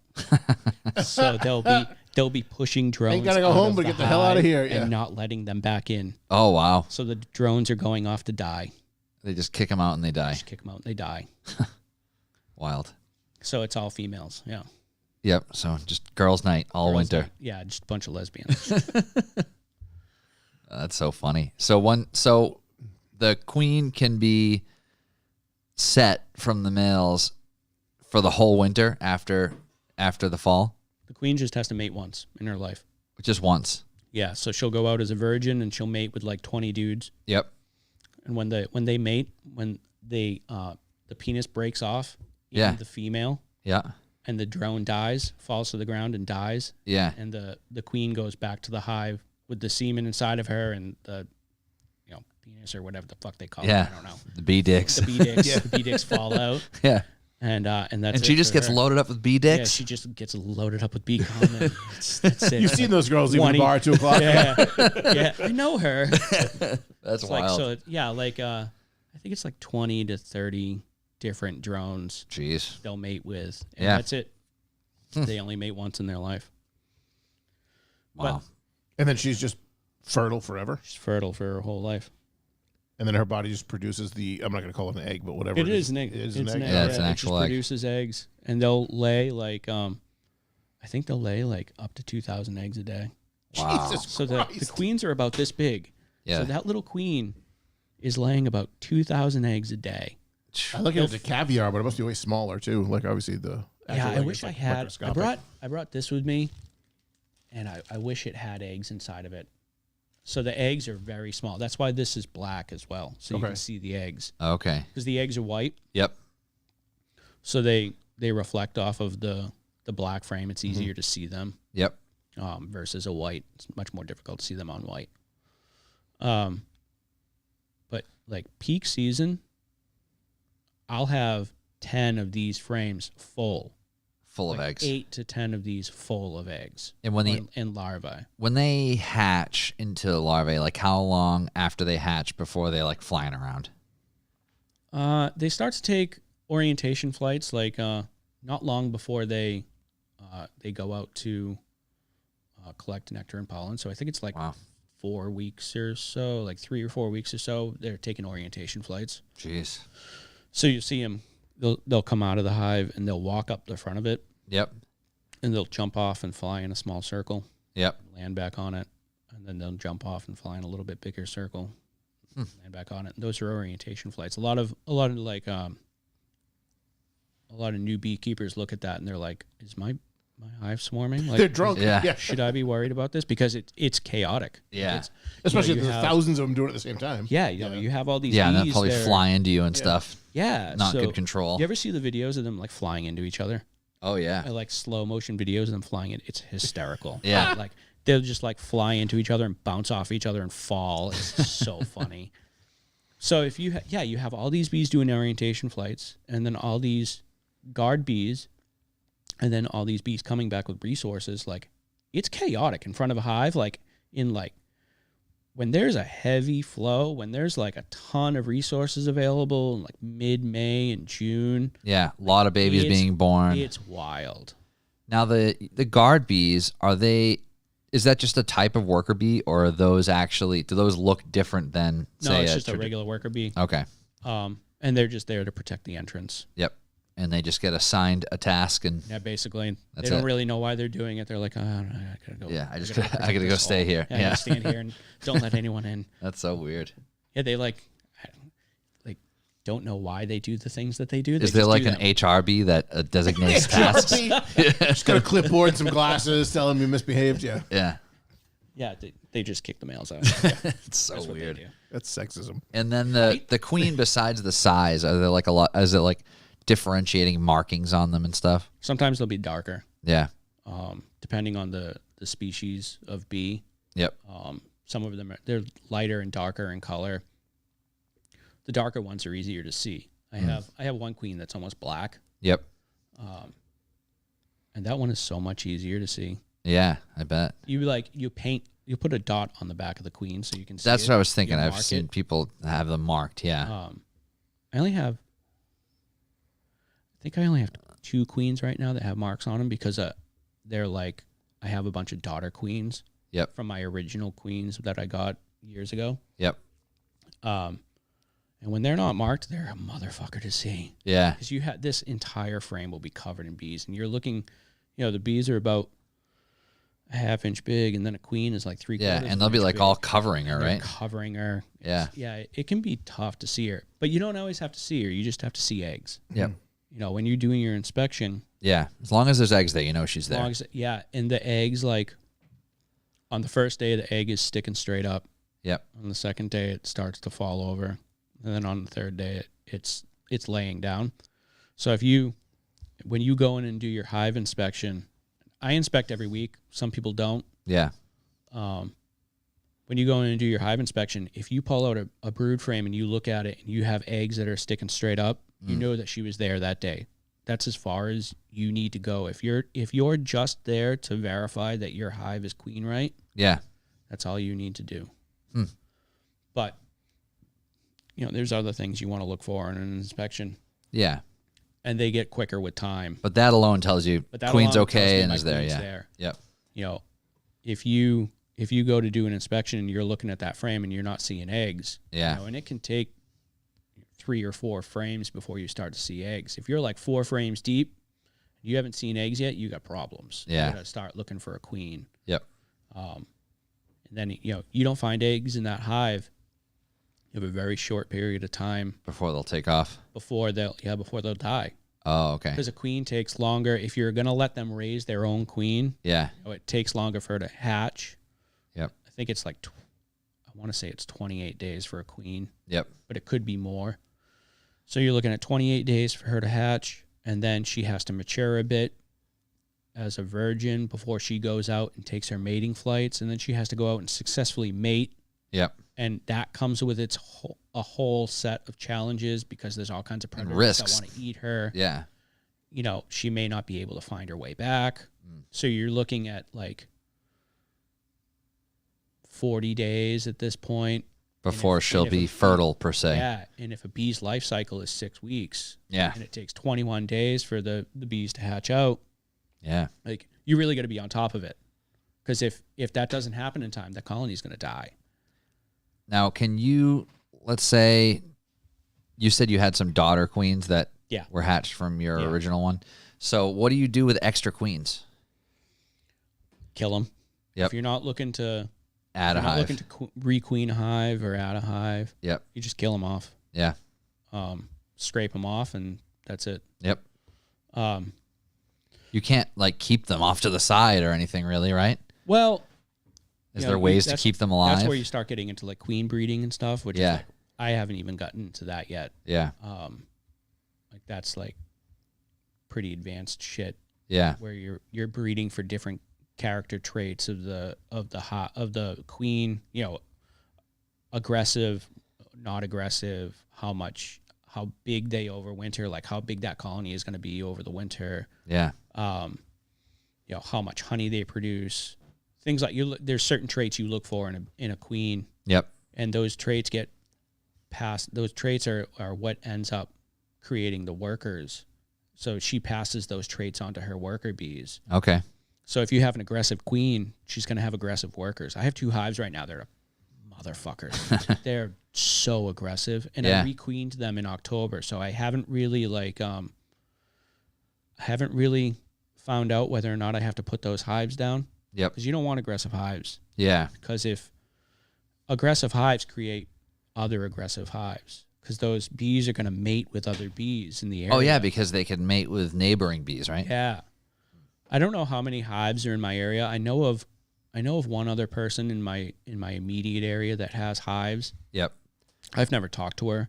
Now, can bees mate with no queen involved?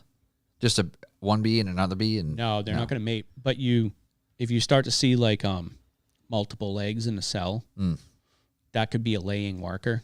So that when the workers start to panic, when they realize they don't have a queen and they start to panic as like a last ditch effort, you'll have laying workers. Yeah. They don't know what they're doing. So you'll see like, 2, 3, 4 eggs in a cell, and that just doesn't work. Yeah. And will they not even be fertile because they haven't mated necessarily? No, or? I don't think so. Yeah. So yeah, I don't know what's around me for colonies. I don't know. I would hope that the other colonies around me aren't aggressive. Yeah. But I have 2 open mated queen colonies right now, or they were open mated queen colonies. What does that mean? Open really mated? Aggressive. Like you added the queen. I raised the queen from my other hives. Okay. So like I have one hive that has better characteristics than any of my other hives. They're more gentle.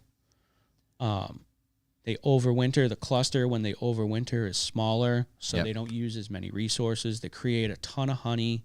They build up quickly. That's the queen that's almost black, so she's easier to see. These are all things that I want. Yeah. Yeah, like if all of your hives were that, it would be great. Yeah. So like I lost the queens in the 2 hives that are aggressive and used the genetics from that hive that I like to raise a queen for those 2 hives. Yeah. And that queen open mated with other bees in the area. Okay. So that's bringing characteristics from outside of your hives into your hives. So the queen that I introduced, the cell that I introduced, the queen cell that I introduced was obviously a good queen cell. It had all the characteristics that I wanted. Yeah.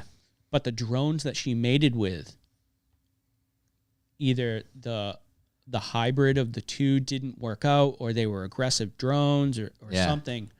But those 2 hives, they're like, they create a lot of honey. Yeah. But they sting me regularly. Ugh. And I don't want that, not so much because it affects me so much. Yeah. I wear equipment to keep myself from getting stung, but like my mother's got neighbors. Yeah. Yeah, you don't want. So if my hives are quite a ways out into the woods, the neighbors can't get to them, but if that hive swarms, for example, and it ends up on my neighbor's pool. Yeah. That's not something you Not want. ideal. It's not ideal. Yeah. So yeah, I requeened those hives, and then you'll have to get that girl from Instagram to come and rescue. Yeah. Yes. Texas Bee Works. She can talk to the hives. Yeah, I got it.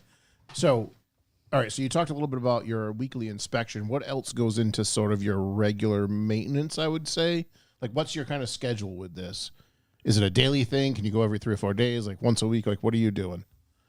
I generally inspect once a week. Okay. During swarm season, it's more regular. The swarm season is like, spring through early summer. By the end of June, mid to end of June, they're not swarming anymore. But you need to catch that before it happens. Sure. Otherwise, you'll lose half your colony. The queen fucks off and takes half the bees with her. Yeah, and the other one's just going around in circles. They don't know what to do. Yeah, she leaves the colony with queen cells. She leaves it in a state that is okay for them to like survive. A preparation it's state a almost? preparation. Yeah. But it slows everything down. Sure. If you're looking for honey, it's going to slow your honey production down, and then you have all those risks that I mentioned before with the mating. So you have to kind of be on top of that to make sure that they're not going to swarm and do the things that are needed to keep them from swarming. So average is just once a week you go by there. And then it ramps up at that point of the year. I'm good. So then you said it's at your mother's house. So like, what, if any, are there any you have more than 5 dogs, you could have a permit. Like you have more than random you should the town's supposed to know you have like goats and pigs on your property or something like that. Is there anything with bees? Yeah, You have to do registration wise or? As far as I know, Massachusetts, you don't. Rhode Island, you do, though. Okay. Rhode Island wants you to, I don't know if they want you to register your hives, but I know they don't want you to have unmarked queens in your hives. They consider unmarked queens to be feral queens. Oh, okay. And they don't want that shit, which, I don't really like the government all that much. Yeah, right. So, Yeah. I don't. Us either. Yeah, so you're in a safe space over here. Don't tell me what I can and can't do. Yeah. Yeah, like, you want me to put a dot on my queen? Well, guess Right, what? yeah. She's unmarked. Yeah. Like, I'll tell you what, you tell me how I can hold her safely without injuring her to put a dot on her, and maybe I'll do it, but Yeah. Probably not. Fuck off. Yeah, it Get seems off my silly. property. Yeah. And what the hell is a feral queen going to do that's such a problem? It has to do with diseases. I say taxes? Yeah, probably. Yeah. Probably. Rhode Island going to get your money whether you want to or not. If, Yeah, exactly. Yeah, You're going to put it all into this bridge infrastructure. if they're not taxing it yet, I'm sure they will be. Yeah, you pay a higher tax rate on your queen. Shit. I mean, I only have one queen. Right, yeah. So, yeah, I usually inspect weekly. And then you mentioned the equipment. So is it the traditional like white beekeeper suit, or is there just Yeah. Is that what's that material made of? Because obviously it has to be somewhat sting resistant. I don't know what it is. But a stinger generally won't go through it. Yeah, if I'm getting stung through my suit, like, I'm having a bad They're in time. my suit. Yeah. Like, I'm having Get them out of my suit. Yeah. They'll sting. They find their way in. Too, Do they the really? little bastards. Like, if I don't zip up like all the way to the very top, I'll be like, I have the mesh face guard. Yeah. Like I'll be looking and then like all of a sudden like cross-eyed like that one. This one doesn't inside. suck. Yeah. That one looks like it's on the Shit. inside of the screen. Yeah, and that's what they go for. They go for the dark spots in your eyes. Oh God damn So it! like they see the dark and that's what they're flying for. Ugh. That's evil. Yeah, And they're very gentle. Yeah. Like there is that. Yeah, like is it those like if you don't bother them, they won't bother you kind of mythology? There's a lot that goes into it. Like if there's resources available for them, like they don't give a fuck what you're doing. Like we Yeah. have better things to do. But like we're if it's fed, we're fine, like Yeah, we're fat and pull our happy. trays around, whatever. Fat and happy is very like Just want to keep them fat and happy. it Yeah. really like applies. But if it's like mid-August and it's hot out, And you start there's jostling their nothing trays. available for them, they're gonna come after you and they're like, get the fuck out of here. Yeah. Or like I just went in and checked on them. So do you fog them every time you check them, pretty much? Pretty much every time I use smoke. Yeah. There's been some times that I haven't, but I definitely notice a difference when I'm using it and when I don't. Yeah. So like I checked them this past Saturday because it was kind of warm out and they came after me like almost immediately. Close the door, dickhead. It's cold. But yeah, if there's nothing going on, they'll come after me. But if it's a busy time, if there's a lot of resources available for them, and the weather's good, and they're happy, they don't give a shit what I do. That's good. The frame boxes, are they top load or side load? Top, Okay. they load from the top. I don't know why that makes a difference to me, but I feel like side load would be easier. Well, don't if know. it was side load, it's funny you say that because someone in one of the Facebook groups was asking earlier today if there was like a filing cabinet type. Yeah, that's what I always pictured it to be. But you gotta keep in mind the weight too. Yeah. Think about a toolbox when you pull all the drawers out of your toolbox and the thing It flips goes over. flipped. on Yeah, you. that's the last thing. Yeah, you do, that's going true. upside down. And the tray with honey on it is really heavy. Yeah. So they top load, but if So that means when you're talking like you double stacking the egg ones and then you have all these honey ones on top, like you're gonna move every single one to get down to the okay. which At during 40 a- pounds a rack is no during fucking a joke. flow, Yeah. like my back hurts, bro. Yeah. Yeah. It's not good. If they like side loaded though, when you pulled that frame out and it's covered in bees, you're kind of gonna like roll the bees. Yeah. It doesn't make much of a difference when you pull it out of the top. You still have that. It's called rolling the queen, where like if you roll your queen and kill her, like that's a bad day. Yeah. Yeah, you got to kind of shimmy her off, right? Yeah, I've never really thought about it like a filing cabinet though, like pulling out from the top or the side. Maybe that's $1 million idea. There you go. Yeah. Well, you right. heard it here first, folks. Yeah, Right. Anywhere you remember me. Yeah. So from harvest, what is the next step to make that? And you're pointing at the honey. Yeah. So this is you you'll pull these boxes off. Yep. And there's generally no bees on those boxes, right? No, I use bee escapes, so it's Okay. like a one-way, call it a one-way valve. Yep. So the bees, the natural cycle of the hive is they work from top to bottom or from bottom up. It's like a big circle. So once they go through that chamber or whatever, Yeah, they once can't go back through it, in. they can't go back in. Okay. I used to do it the other way where I would just take each frame out and shake the bees off, but it's way less invasive to use bee escapes. Yeah. So the box is empty. There's no bees on it. I hump it out of the woods, which is like, for me, hell, because my hives are in a swamp. Yeah, you can't get a car back there. Yeah, it's a bad scene. That's You know, one of those like gorilla carts you can pull behind you or something like that. yeah. I built a trail, but even that is like, it's gnarly. I'm actively looking for farmland currently to buy to put hives on. Yeah. So you take the honey supers off and you uncap the frames. You said hot blades. Yeah, a hot blade or a scraper or like something to just open up each cell, and then you put it in a spinner, Yep. spin the honey out of it, and then put all the frames back in the boxes and either stack them up for the winter or put them off to the side for a little while until you're ready to use them again for another harvest.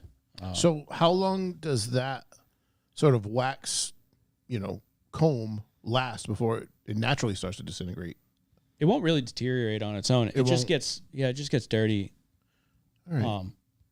I would the- figure at one point it would start to almost like water on styrofoam, like it would like collapse on itself, Yeah, they clean it up, and eventually it the cells start to get a little bit thicker and From like repairs. yeah. It's like when you repair sheetrock. It Yeah, just at that gets a little point, you thicker, would thicker. slapping that would replace it. spackle Yeah. on there, yeah. Yeah. Yeah, they clean and polish it and make it all nice again. The brood frames get dirtier a lot faster than the honey frames. Yep. So yeah, you spin it out and then put it in buckets or a tank or whatever with a valve on it, and you fill the jars. That's Is all. there any filtration process at all, or is it just straight right from? I put it through a pasta strainer. Okay, yeah, I would imagine there's got to be chunks of that. Yeah, in there's there like little somewhere. bee bits Yeah, and yeah, like yeah. wax and shit like that in there. And I strain it out, but I don't filter it. I don't heat it over 110 degrees. I think it's over 110 degrees. The honey loses all of its like medicinal properties. Right. Oh, wow. So it's essentially a sweetener at that point. Yep. So Yeah, it's never 'cause heated. I've always heard that if you eat local honey, if you have like that's- allergies, yeah. that can help you Yeah. a little bit. I don't know. I wonder how true that is. I'm not a Okay. doctor. Yeah, because the bees are using local pollen and Yeah, they're right. producing the honey from the nectar that they took from local plants, in theory. It makes great sense. Yeah. It almost sounds It's like a great something- story. It sounds like Right. something you would do before you were allergic. Yeah. Do you know what I'm saying? So as to like maybe Yeah. build up an immunity. I It's don't a know. fantastic selling point. Sounds good. Yeah, Yeah. local honey. It's great for allergies. Yeah. Yeah. buy more local honey. Yeah. I would think that eating pollen would be better for that than honey, though. Yeah. Which is like another, that's another thing that people do is collect pollen and sell the pollen. I've never done that. That That's- must take forever. Oh my God. Yeah, they have like these pollen traps and it like scrapes the bees as they come into the hive, and then the pollen. Oh, so you're taking falls it off the bees. bee, not the flower. Okay. Yeah. Yeah. Okay. Gotcha. Yeah. So And then you would resell that to somebody with bees to give their bees? no, you eat it. You Oh, sell for it you to bee. eat it, Like okay. people use it in cooking, and they just like, I've heard of people using the royal jelly. That was another thing I wanted to ask you. yeah, they use it for like I think the Chinese use it a lot. Yeah. in, It's like um, the They use everything. ginseng. palm, Yeah. like balms and shit like that. Yeah. Yeah, I remember when I was like 12 or 13, my grandmother was always like buying like as seen on TV bullshit. And she Yeah. bought some like royal jelly ginseng fucking I'm drink sure it or was real something. too. Yeah. Yeah. Yeah. Yeah, that's like another thing that I've never Like gotten attempted to harvest royal jelly. Yeah. Like I'm at the point now where I know enough to be dangerous. Yeah. I know enough to know that I don't know anything. Yeah. Yeah. Um, It's kind of like us with podcasting. 3 years and change. We're still Yeah. figuring it out. yeah, like you start getting into that commercial stuff where you're harvesting royal jelly and propolis and pollen and shit. You need What's a propolis? propolis is like So they use it to seal the hives. Okay. Like, Is it like those caps on those? no, that's actually, those are dead bees. Oh, cool. So this like brown shit here. Yeah. This like gummy brown shit. Is Yeah. propolis. Okay. So like they use it to seal up cracks. They'll use it to like they'll glue. It's almost like earwax. They like glue these frames into the hive with propolis. Wow. It's like construction adhesive for them. Yeah, and they make it from like tree sap and shit. Yeah. And it has a lot. They'll make tinctures out of it, like propolis tincture. Yeah. I think you mix it with like Everclear or something like that, and like make extractions. I was just gonna say that sounds like something the weed kid did. Yeah. Yes. Yeah. Yeah. Probably. Yeah. Yeah. Yeah. The weed meth. Yeah, the weed myth. What? No, we were joking about like we had a guy on anonymously before we had video, and he just smokes so much weed that he needs to like do dabs or else he just like doesn't get high at shuts all down. anymore. Yeah, he just like he just can't even like smoking a joint would do nothing. So he like has like takes the wax and shatter and he's got like a blowtorch to smoke it. Jesus Christ. So and he was like, sorry, it looks like I'm doing like meth in your parking lot right now. It's like this is just how I have to smoke weed now. And it's so we just joked, we called it weed meth. Yeah. Yeah, it's like you can't just smoke weed. It's like this whole crazy Process. contraption. Yeah, spoons and glass jars. Yeah, it's a mess. Wild. Yeah. Weed meth. Yeah. So that's propolis. And they just use it as glue. Here, Yeah, it's like kind of gummy. Yeah. like this stuff stuck to. So like when you like slap a honeycomb off the side of your house, this is what's stuck to the house basically. Basically, yeah. Makes sense. Then you get hit with a pressure washer to get off. And they make all these contraptions to like collect propolis. So like you put like a propolis screen in there and they'll cover the holes and then you freeze it and like crack the propolis off of it and use it for extractions and shit. Again, another Hole. product that I've never really used. It's more of a nuisance for me than anything because like every just makes time, a mess. Yeah, it makes a mess and it glues the frames in, but it's necessary for them. Yeah. They're so hygienic and it's antimicrobial. Wow. So they just coat everything in propolis and it keeps them healthy. And then you said these capped cells in this one, those are actually dead bees. Yeah, those are baby bees that didn't hatch out. So when I took that box off that frame was in, Yep. it was in like late fall when I broke it down to single boxes. There was some that hadn't hatched out. I'm going to do a show and tell here. There you go. You mentioned briefly predators.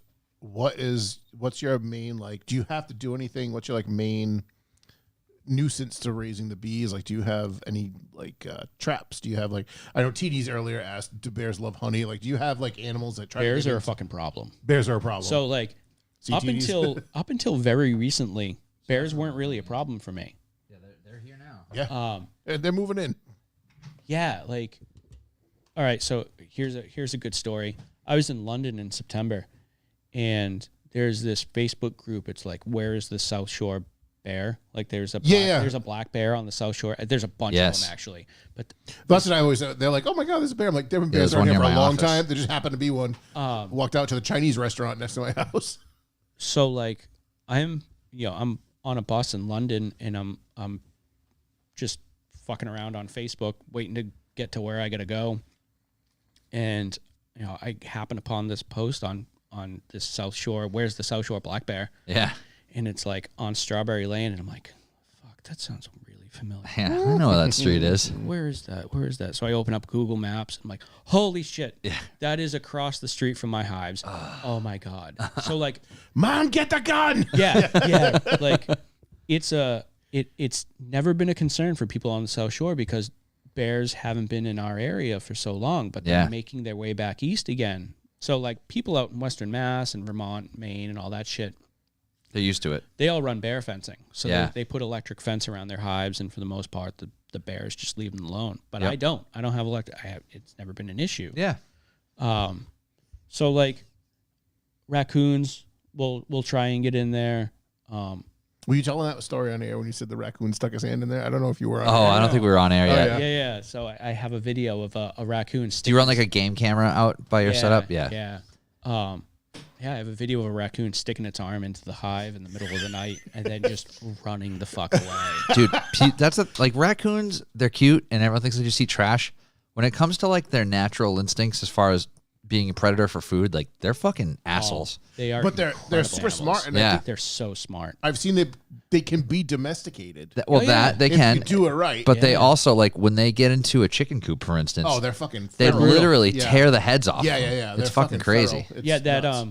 one of my coworkers that keeps hives. Yeah, He was having a problem with his chickens getting killed. yeah. So he set up a game camera and it was a fucking raccoon. Mm-hmm. So he would go out to his chickens and the heads would be missing. He's like, what the Yeah, fuck is it just literally eating just the rips head? the head, and it doesn't even eat them half the alien time. shit's going on over here. Yeah, Yeah. it doesn't, and that's the thing that's messed up. It doesn't even eat the thing. It just kills it. It rips For the head fun, off yeah, yeah. and leaves. Yeah, it's fucked. brutal. Fucking Yeah. chicken's freaking me out, man.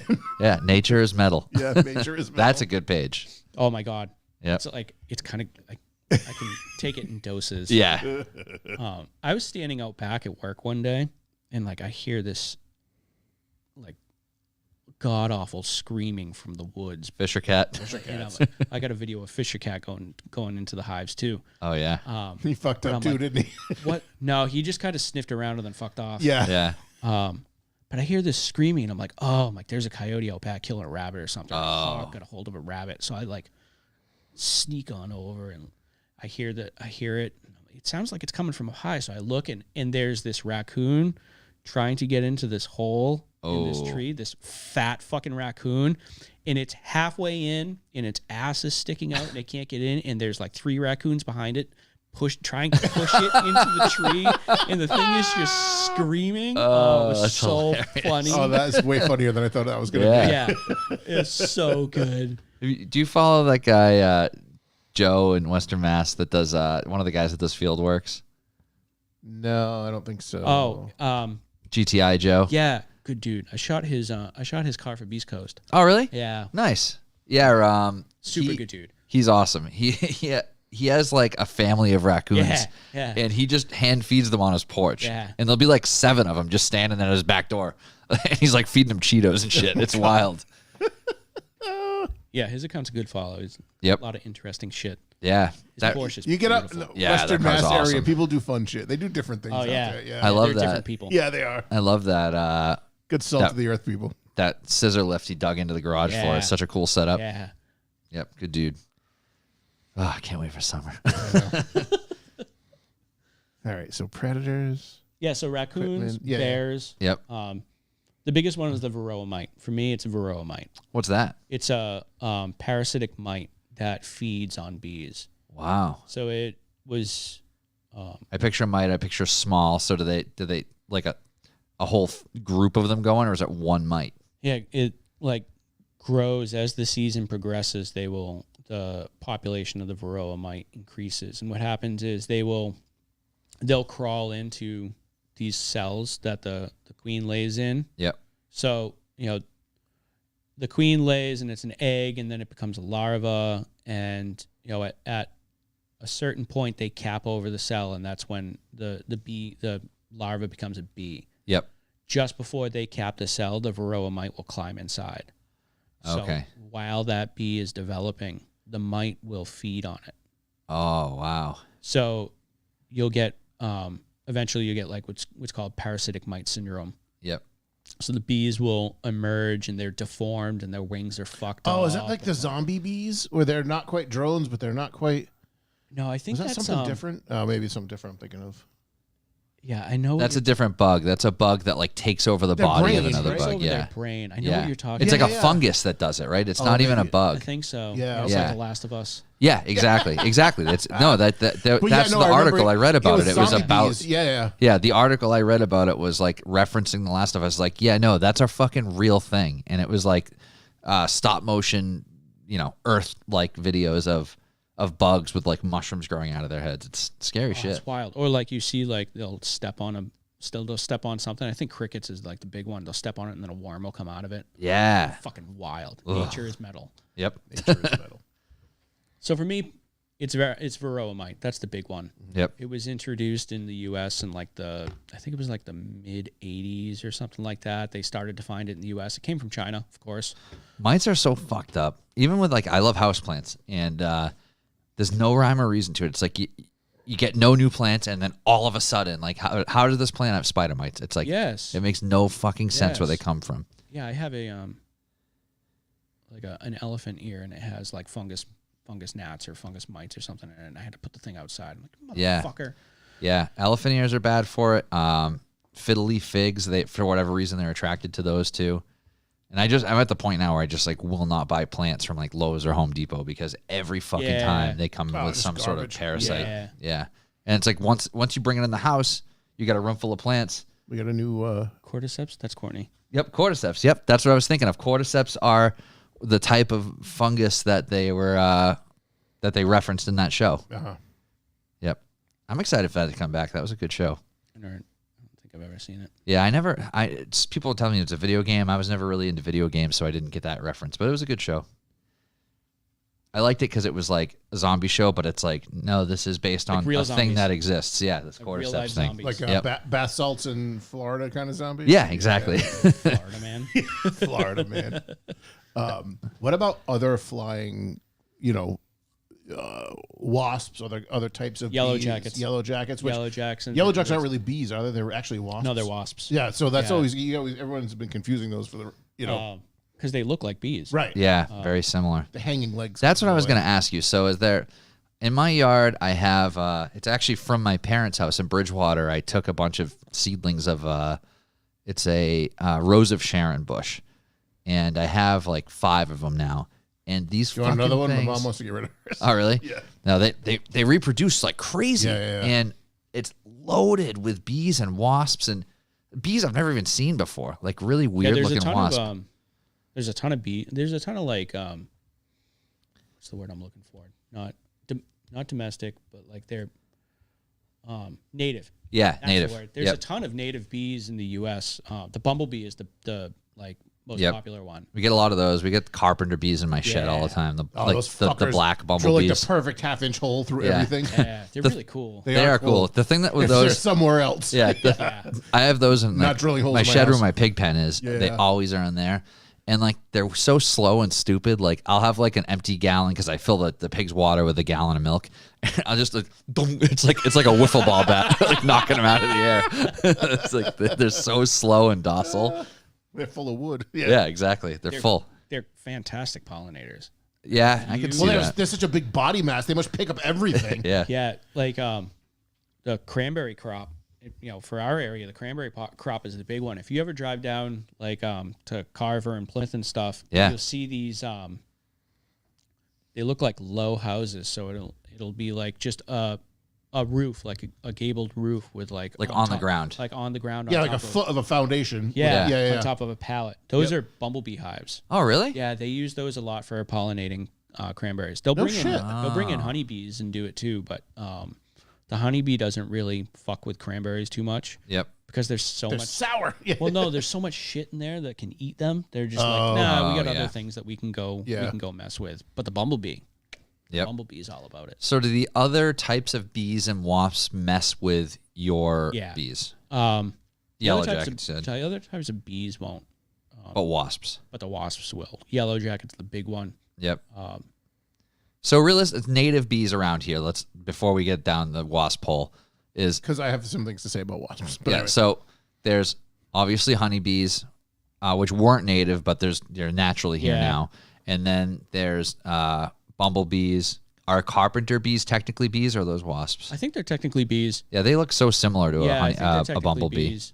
There's so many different species of bees. Yeah. I only really do they interbreed and create new ones? Or no, I don't think so. No. I mean, maybe, But those are I the don't main think ones: so. carpenter, bumblebee, honeybee. Yeah. Yeah. That's how Africanized honeybees. right? So we were talking about that earlier, They- but it was in Brazil in the late 1950s. There was a scientist that was trying to grow his honey crop. He was trying to get more honey. He crossbred African honeybees with European honeybees. I think Italian honeybees was what he used, and the result was just super aggressive. And Those are the ones everyone called killer bees. yeah, those are the ones that everyone because they calls sting killer and sting bees. and sting and sting and Yeah, sting. so they'll follow you. Yeah. So like the regular, like, what we know as honeybees, it's the same subspecies or the same species of bee, but they don't follow you as far. The killer bee will follow you for 1,000 yards or something. We did. They something did. Was it obscene. MythBusters? It might have been MythBusters that did the thing. That was it was a shack out in the middle of nowhere. There was a shack out in the middle of nowhere. It was infested with bees, hundreds of thousands of these bees that had migrated up from either Mexico or southern Arizona, where they were starting to have problems maybe 10 years ago. And they did an experiment where they went out there and they fucked with them. They jumped in a car and they drove. And it followed them for 4 miles. Yeah. Yeah, that's the crazy. problem with There was a flat plane in every direction. There was nothing. So they in could there. actually measure it. They just kept going in a straight line. And it was fucking Well, then wild. there's the new one that everybody's been freaking out about lately, on all the town Facebook pages and stuff, with the cicada killers. Yeah. Those are big. The cicada killers won't fuck with them. There's the what's the one that they found out in they found it in the Pacific Northwest, these huge, it's the Asian giant hornet. Yes. Yeah. Those ones are bad. Those ones will fuck a hive up. Let's, They actively eat bees. Let's use the technology So at hand. I'm here. not sure if it was actually a cicada killer, but I got in my work van one morning. Those are the ones they called murder hornets. Murder hornet. Yes. So, and it was right around the time everyone was talking about them, and obviously the cicadas came this year or this past, was it this summer? This is the beginning of this summer, right? When the cicadas were coming. Yeah. So, I got my work van and I leave for work. It just so happened that I was not going on the highway to Providence that day. I was going to another part of town, so I didn't even have to get on the highway. So I'm going the back roads. Thank God, because I don't know what I would have done. Something crawled out of the vent in my work truck. Look at that fucking monster. Yeah, That that was- is absurd. So fucking big. Yeah. Yep. That's what crawled out of the vent of my thing. It was the size of my pinky with wings. Yeah. What the actual fuck? And it Yeah, wasn't that, flying that out came and straight from hell. thank God there's nobody behind me. I just fucking hammered the brakes and skidded to a stop in the middle of the road, ripped my door open, put my hands up, was like, please fly out of my fucking vehicle right now. I'll just stop. Yeah, I don't think the cicada killers will come after us. No, they don't. That's what the that's giant, what the it Asian sounded giant like they were hornet talking will. about. Is they weren't really interested in humans. These are my personal least favorite type of hornets. Fucking assholes. Yeah, they are so the one mean. with the paper bag wasp. Oh, Yeah, my well, God. the white face the ones. bald face hornets. Yeah, right? bald Those are the face. nasty Yep. things. They are awful, and they're super aggressive. Look, even the hive looks like it's screaming. Looks like a mouth with 2 eyes. Yeah, I had one of those on my house on the eaves. It's kind of in a hidden spot, and it got much bigger than I normally would. Usually, I'll blast them with a hose when they're small, but I missed this one. It was hidden behind a board, didn't see it. Yeah. Luckily, my neighbor is an exterminator, and I was like, Mike, I need your help on this one, dude. I'm trying. Yeah. I'll tell you what, we hired an extermination company to come in because we had spiders, tons and tons and tons of spiders, Yeah. and we couldn't figure out why. He used a chemical that was not for bees. He's like, this is way too big for me to put a bee suit on and go remove this. This thing, you might just need to burn the house down. Yeah. Sorry, you gotta move, dude. Yeah. My so we had them come and they sprayed for they do the regular stuff for regular insects or whatever, and they sprayed for the spiders, even though they said it's probably not going to work. Spiders don't really respond to that kind of stuff, but it's helped, thankfully. But it also kept a lot of because we used to get a ton of wasp nests on the house, so we don't get that anymore. So what does a wasp want with bees though? They just want They want the so resources? in some cases they want to eat the bee. I think the murder hornets they actually eat the bees. Huh. But in the case of the yellow jackets, they're looking for honey. They're just looking to survive as well. It's an easy meal. Yep. That's a problem. In the fall, again, when there's nothing else available, when there's nothing around, that's when you start to see yellow jackets coming for the hive. Okay. And they'll if they can, they'll make their way into the hive and they'll kill bees and they'll start taking honey. And it's really just to get resources. They're not trying to eat the other bees. Mm-hmm. It's really just for resources. Blake lived in a house. My brother lived in a house in Haverhill. It was a rented house. He was there for a couple of years, and they had the eave storage, like the little 3-foot doors on the side. Yeah, in yeah. the bedrooms. And his wife had just kept like her shoes back there or whatever. So he opened the door one day. She must have said like, "Oh, can you grab my boots?" or whatever it was. So he opens the door and he sticks his hand in. And he goes to grab the boot. He's like, "I didn't turn the light on." And he's like, "It's probably a good thing." He's like, "I got stung on my hand." And he's allergic to bees, but these were wasps. So because he has like EpiPen and everything. Yeah. He's like, "Ah, shit." He had like a welt, but he shut the door real fast. Yep. So then later on, he went in, like opened the door with a flashlight and looked up and then slammed the door.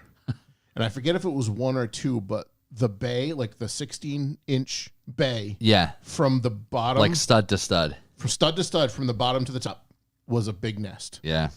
So he called somebody to come, whatever, and they went in there and took it all out. And he's like, "Oh my God, how many years have been in there?" He's like, "Oh no, they've been in there like a month and a half." That's fucking wild. Yeah. Yeah. That's fucking wild. My parents had a in the wall in the garage, but they have a sheetrocked garage. So there was a point where you hit like vibrating in the wall from the buzzing. Yeah, And it's like so there's so that was damn one of many the of them stories. in So there. Yeah. my mother and my father, when they first bought the house in Tiverton, where I grew up before I was even born, Yeah. there was in the corner of the house, in the corner where their bedroom was, there was a pine tree, and the pine tree was grown up and overgrown and against the house, right? So it was one of those things like, "Oh, we got to get the pine tree cut down, whatever." They only been there a little while. And I was like, "You be in bed, and you just hear like this, like the house is vibrating." Yeah. But it was just the flapping of, there's so many. So they had somebody come and cut the tree down because they could see there was a nest up there, but they couldn't see how big it was. Yeah. They cut the tree down. It like wrapped the corner of the house and came down the corner of the house. So they had to call like a guy, beekeeper, come in. They said the guy climbed up the ladder, no gloves, no nothing, went up there, cut the queen out, and left. He's like, "Give it a They'll be couple gone." hours, they'll be gone." Yeah. He said, my father said those things went around in a circle for hours. And then they just started dropping dead. He said it was a fucking, he's like, "I was shoveling dead bees out of the bed." Were they bees or? I don't or know what they hornets? were. It's so If long you ago. went in with no equipment, Yeah. I would imagine they're probably- bees. it was probably honeybees. Yeah. Yeah. Because like a wasp is just gonna fucking come after you. But, Yeah. like honeybees, like, you know, there's plenty of people who don't wear equipment when they deal with honeybees. There's a guy I follow in New Zealand who like does it in his fucking Birkenstocks and shorts. Yeah. You are straight the fuck out of your mind, sir. How? That chick in Texas, that Texas bee word. Yeah. Yeah. You know, I said I had my Yeah, she's issues got like with 2 her. fists full of bees. Yeah, so like Africanized honeybees are in North America. They're in the southern states. So now what is the designation between like what you have versus an Africanized one? It's just a different subspecies. It's a cross between like an African honeybee, which isn't very aggressive, Yep. and a European honeybee, which is like an Italian or a Russian. Russians are kind of aggressive. That whole country's aggressive. Yeah, no kidding. I think, People are the same way. Yeah, it's just something being cold all the time. Yeah, I actually think my 2 aggressive hives might have Russian. a little Russian Yeah, they're lineage. more yeah. Russian than Like, Italian. I really think Yeah. that they might have Russian genetics. Yeah. A lot of vodka over there. Yeah. Yeah, no kidding. But yes, for whatever reason, that hybrid just got aggressive. Yep. But they make a fuckload of honey, and they're very resourceful. So, but they can't survive in cold climates. Good news for us, Well, you know, as far as coming north and being super aggressive. good news for us to a point. Remember when I said that a lot of new beekeepers, when they're getting their packaged bees, come from the south. A lot of bees come up from Louisiana. So they're getting these bees. So ideally, you're getting bees from a reputable source that is going to give you bees that come from a good genetic line. They're going to be gentle. They're going to be resourceful. But like every once in a while, one will slip through the cracks. Yeah. And you said you caught a wild hive. Yeah, I caught a swarm. A swarm. So like, Yep. in the spring and early summer, the hive, you know, like I said, that their means of reproduction and survival, they want a strong hive is going to split naturally. So they're going to swarm.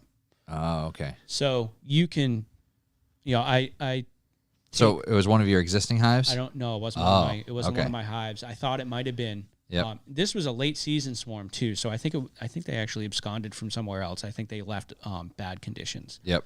But but you can take steps to keep the hive from swarming. You can split the hive into 2 different colonies. So you take half of your bees and your existing queen, and you just put them in a new hive and let your existing hive raise a new queen or introduce a new queen to that hive. And probably that's all in timing. Like you wouldn't do that right before winter or something. Yeah, it's all in timing. You ideally want to, it happens, for the most part, it's going to happen in early summer. Yep. But that gets back to equipment. You need to have the equipment to do it. Like I have 8 hives right now. Next spring, I'm going to need to do some serious like swarm mitigation or split all my hives. So my small setup of 8 hives could become 16 hives in a weekend. Like overnight, Yeah. In a weekend, which is great. It's free bees. It's a good way to expand. They're naturally reproducing and getting bigger. Yeah. Yeah. So like, But then at what point is it not worth the upkeep for the honey? You know what I'm saying? Like, yeah, you have to be able to take care of them. Right. Yeah. So like, yeah, I caught a swarm. You can put out swarm traps and you can bait swarms with like lemon. I forget the name of the plant, but it's a lemon scent. Yep. So I put swarm traps in like 3 different trees out in the woods. I set up swarm traps with some dirty ass nasty equipment. Yep. In a small nucleus box, about 8 feet up in a tree.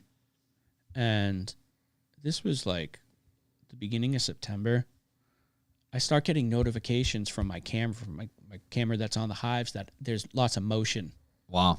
And I'm like, what the fuck is going on? Did the bees set off your motion? They did that time. They usually don't. So there was a lot of them one's in not a going to set it congested off, space. but hundreds might. Yeah, one of my swarm traps is right above my camera. I set it up right in the tree above the camera. Yep. So I'm watching the camera and I'm seeing bees fly around. And I don't usually see that much activity around the camera. I'm like, I think I caught a fucking swarm. Yeah.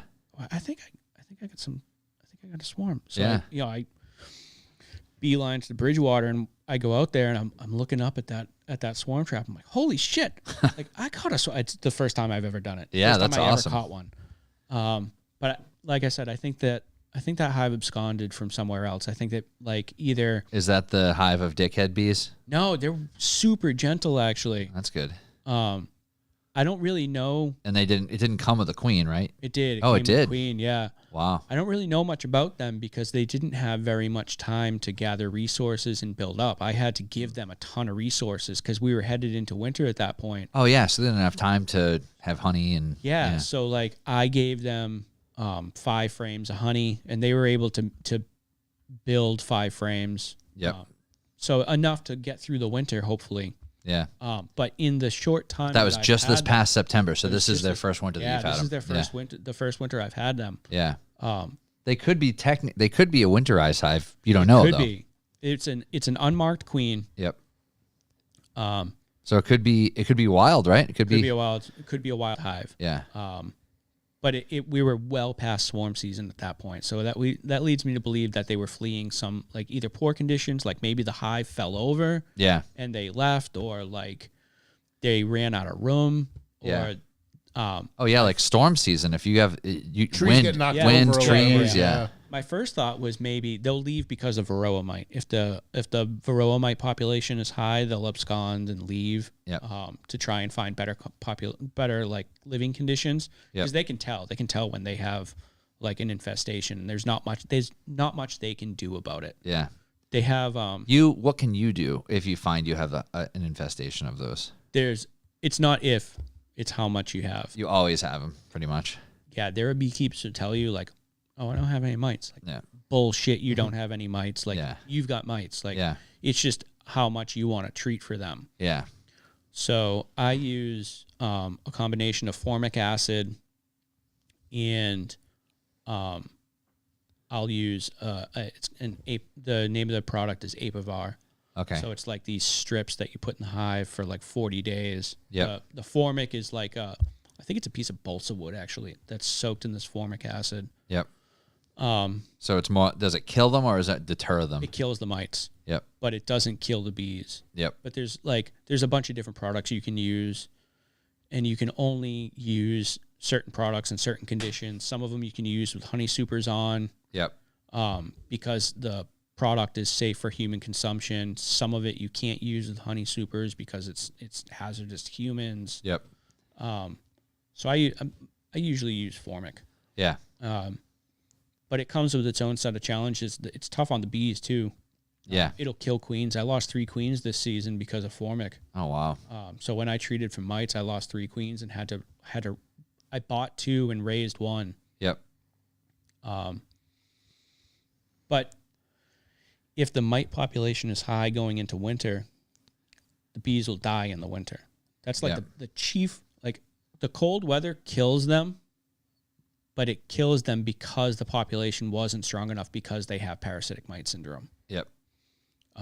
So if you keep the mite population You have at to keep bay, the mite then population in check. yep. And you don't do anything to winterize the hive itself, do you? Like cover it? Or I insulate my hives. Okay. So I break my hives down into single brood chambers. So it'll be 10 of these deep frames. Yep.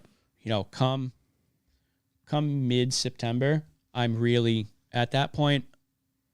If I have whatever honey I'm getting, I've gotten for the year. That's Yeah, it. you're not taking any more after that. Any honey they produce from that time on Is theirs. is theirs. Plus, I feed them. Yep. I'll put a 2-to-1 ratio sugar water on the hive, and they will turn that into honey, and that's their food to get through the winter. Ideally, you want that hive to be like 90 to 100 pounds. Yeah. And they're not going to use all that in the summer. You're going to have to clear that out, especially in my case where I overwinter in singles, Yeah. because that's room that the queen needs to lay. Yeah. So, yeah, in September, I'm starting to feed them and get them ready for winter. And then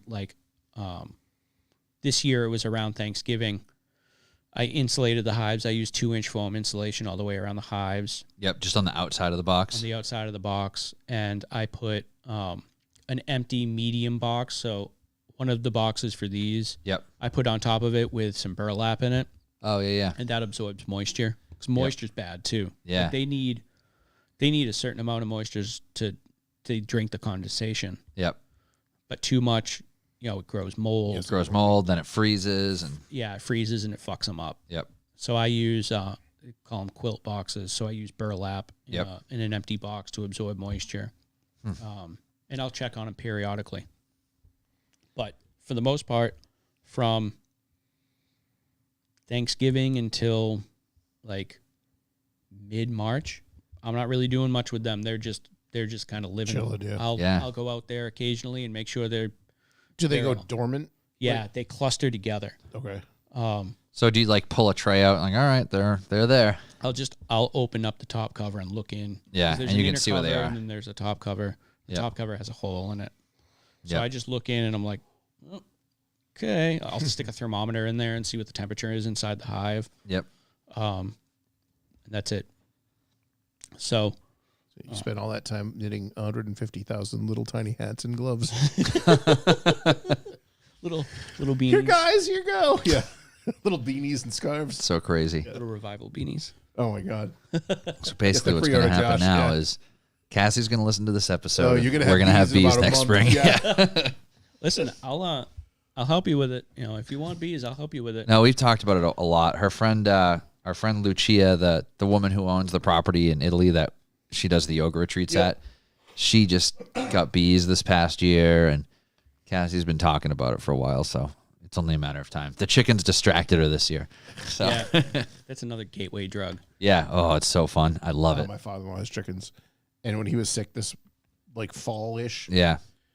it was like the kids had to take over, like, because he'd go in the hospital for a few days, and they'd be dropping the kids off after school. My son, not an animal lover. He is okay with it, but he's not an animal lover.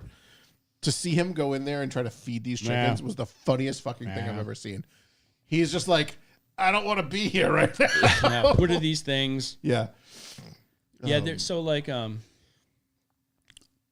would say take a class, take a beginner's beekeeping class, which you may be late. Yeah. For this spring, yeah. Yeah, I think Plymouth County had their first class like last week or something like that. And, Yep. YouTube is a fantastic resource. You Oh can, yeah, got a computer in my pocket at all you times. can fucking learn everything that you need on Yeah. the internet. Everything I know is from YouTube. Yeah, take a beginner's beekeeping class and get a mentor. Yep. And I'm not a good example of this because this isn't like kind of not what I did. Yeah. Like, you know, I started during COVID, so I took my class online. Yep. And I never had a mentor. I just said, fuck it, I'm going to do it myself. Yeah. And I made mistakes because of it. But you learn from mistakes too. Yeah.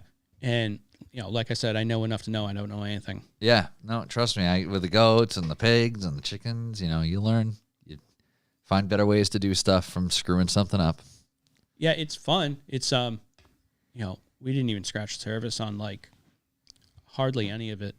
Like, there's so much. Yeah. Like, there's different species of European honeybee. You know, you got Russians, Italians, buckfast, Caucasians, like, and each one has their own separate traits.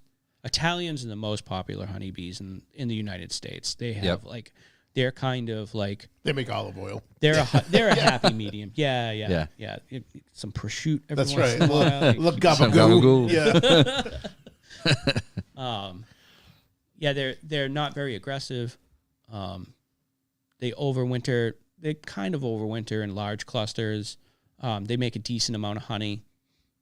They don't make much propolis. Like a Caucasian honeybee makes a ton of propolis, and they just like glue everything together. It's just more of a pain in the ass to harvest, Pain in the ass. clean and stuff. A lot of the honeybees in this country are mutts, anyways. Yep. They're open mated mutts. Yeah. Um, Yeah, because when the queen flies off to do her mating, flight, you don't know what's going to happen. Right. There are some beekeepers in Canada that they'll bring their bees out onto an island to mate. So it's a And specific. it's like a purebred. Yep. You know, you start. You know, you get into that shit. You're getting into the show they call pony it- bees, They yeah. call it an F1 queen. It's a breeder queen, and you're paying like $400 for a single queen bee. Wow. It's fucking wild. Even more than that. Can you buy a fertile queen? Yeah, you can buy mated queens. You can All buy right. virgin queens. You can buy mated queens. I always buy mated queens. Yep. So then you don't even have to worry about them taking that flight. Yeah. Now, especially after if they're it's mated queens, they have no desire. They're not going to fly out, right? They never come out. not usually. They Yeah. usually don't fly If they out. do, it's like there's a problem, probably. Yeah, something happened. Yeah. Yeah, I've read stories about people doing hive inspections, and they're looking at their frame, and they'll see their queen, and then there she goes. Oh, Whoa. shit. Like, and then she just fucks off. You can do things to keep the queen from leaving. Yeah. One of the most popular ones is clipping one of her wings, Oh, okay. so she can't fly anymore. Yep.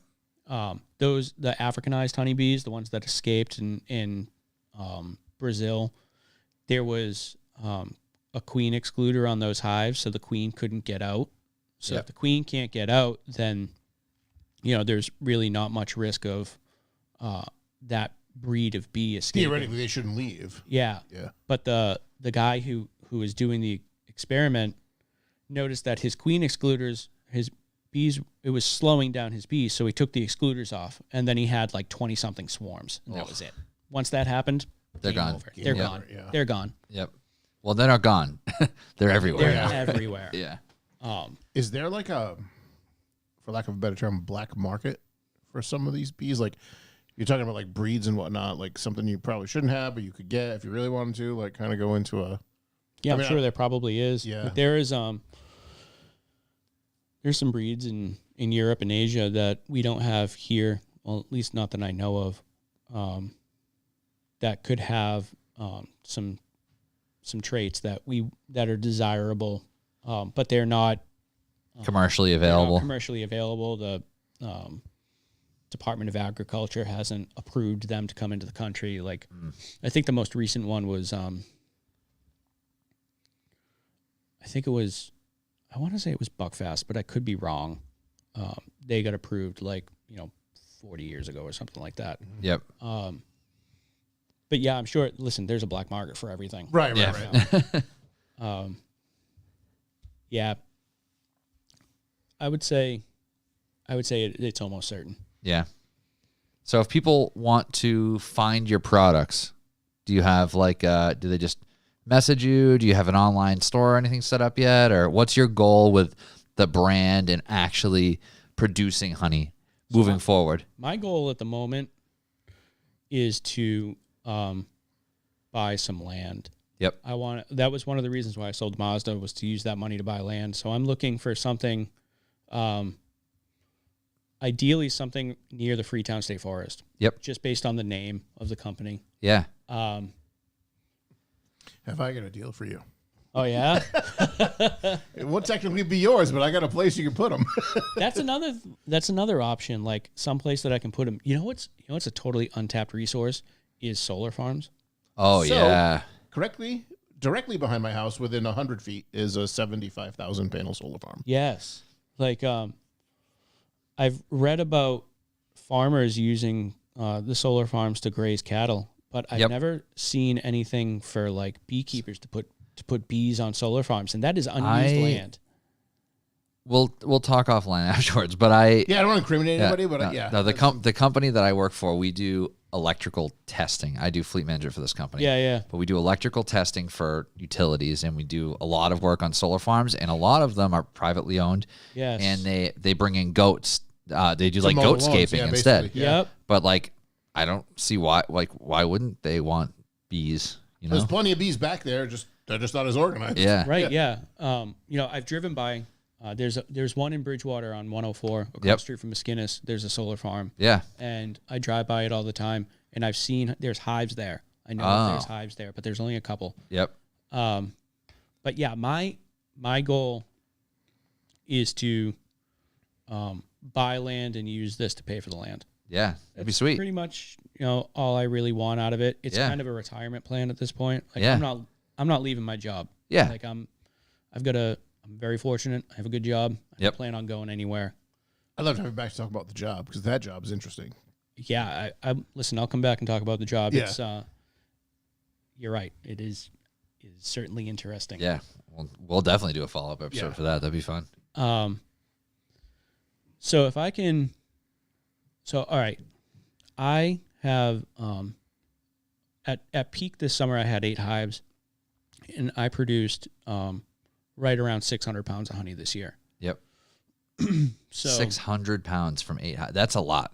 And that jar is about 8 ounces. So that jar is 12 ounces. All right, so the bottle and the jar, they're both 12 ounces. The bottle is hot honey, which is like a pet project. Yep.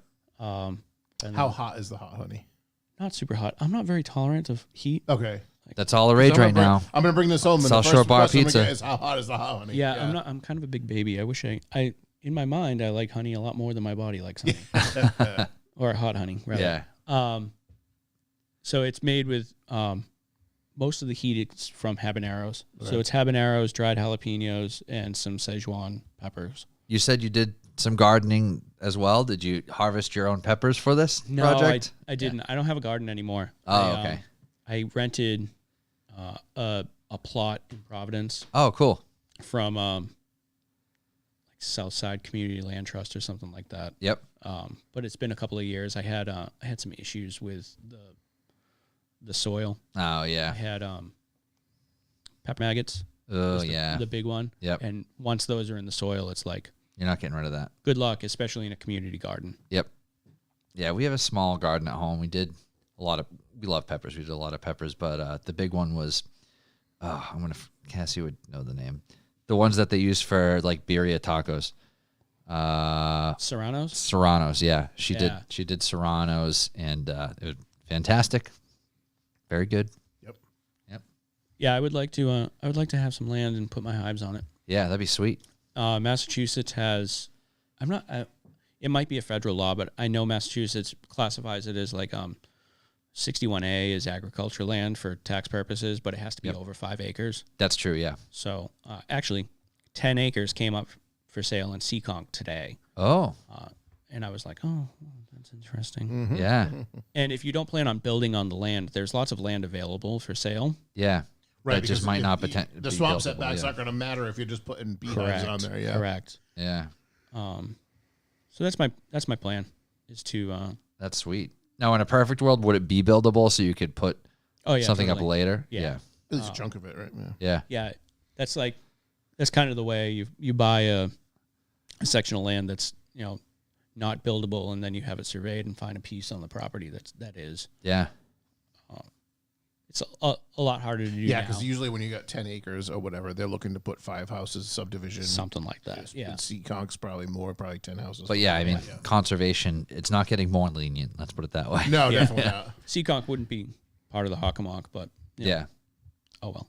Yeah. Still be cool Right. to have the land. So that's the goal: is get some land, move your hives to Yeah. somewhere else, and I think I'll always keep the hives or some hives on my mother's property. Yeah. As long as she owns that house. yeah, Just because it's so good. I just wish that I wish there was more area on that land that wasn't wet. yeah, Because I could ideally I think the magic number is probably 20 or 30 hives. yeah, Especially if they're successful. Like if they are able to produce honey. If I'm able to produce honey in a scale out of 20 hives like I did with the hives I have now, that's a significant amount of honey. oh yeah, But there's guys like the commercial beekeepers that have 2,500, 3,000. that's insane. Some of them out in the Dakotas, they're looking at 10,000 hives, yeah, and they don't measure their honey in pounds. They measure it in tons. that's insane. Fucking wild. How do you manage that? You must have 1,000 people working that land. There's a good YouTube account. It's a Canadian beekeepers blog. Guy's name is Ian Stepler, and he's in Miami, Manitoba, Canada. Yep. And it's a family-run farm. His brother does cattle. They raise sunflowers and canola, and he does bees. And he has he averages between 2,000 and 3,000 hives, and it's a full-time job for him. Yeah, So wild. he 8 hours a day just checking them. yeah, he'll have kids intern with him Sure. the summer. But it's a full-time gig. Can you imagine getting that? You're at career day and they're handing out the internships for the summer and you get handed beekeeper. Fucking wild. fuck. It would be so cool though. Well, yeah, if you're into it, but Yeah. Yeah, that's a great resource. He's very, very knowledgeable.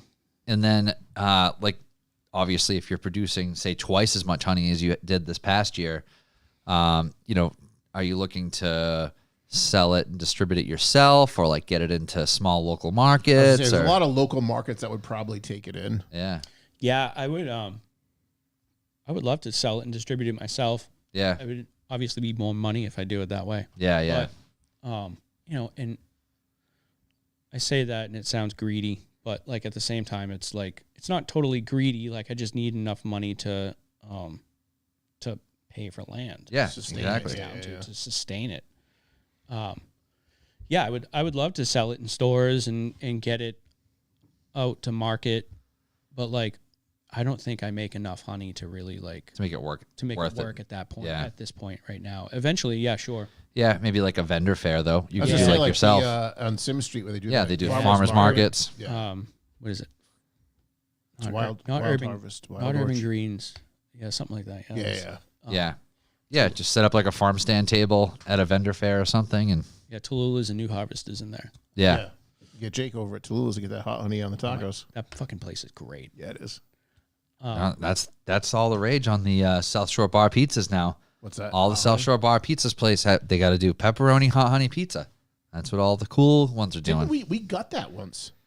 I've had it. Yeah, it's all, You know where we had that was Mike and Lenny's at Bone Cruising. That's the one. Yep, yeah, there's what is it? Castle Castle Island Brewing. Castle Island Yep. in Norwood has a They do a hot honey. bar pie Yep. truck that's always there. Yep.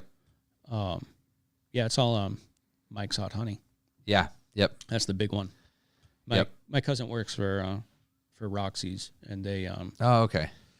they do a hot honey grilled cheese, and I was talking to him at Thanksgiving, and he was telling me how much hot honey they go through, and I was like, Jesus, fucking Christ, That's a lot. I can't even fathom that. Yeah, that's a ton. It's wild. Need some acreage. Yeah, no kidding. Yeah, Hey, do we get any questions? we did. Sweet. Bang through those real. Yeah, we're right on schedule. I know. Let's see.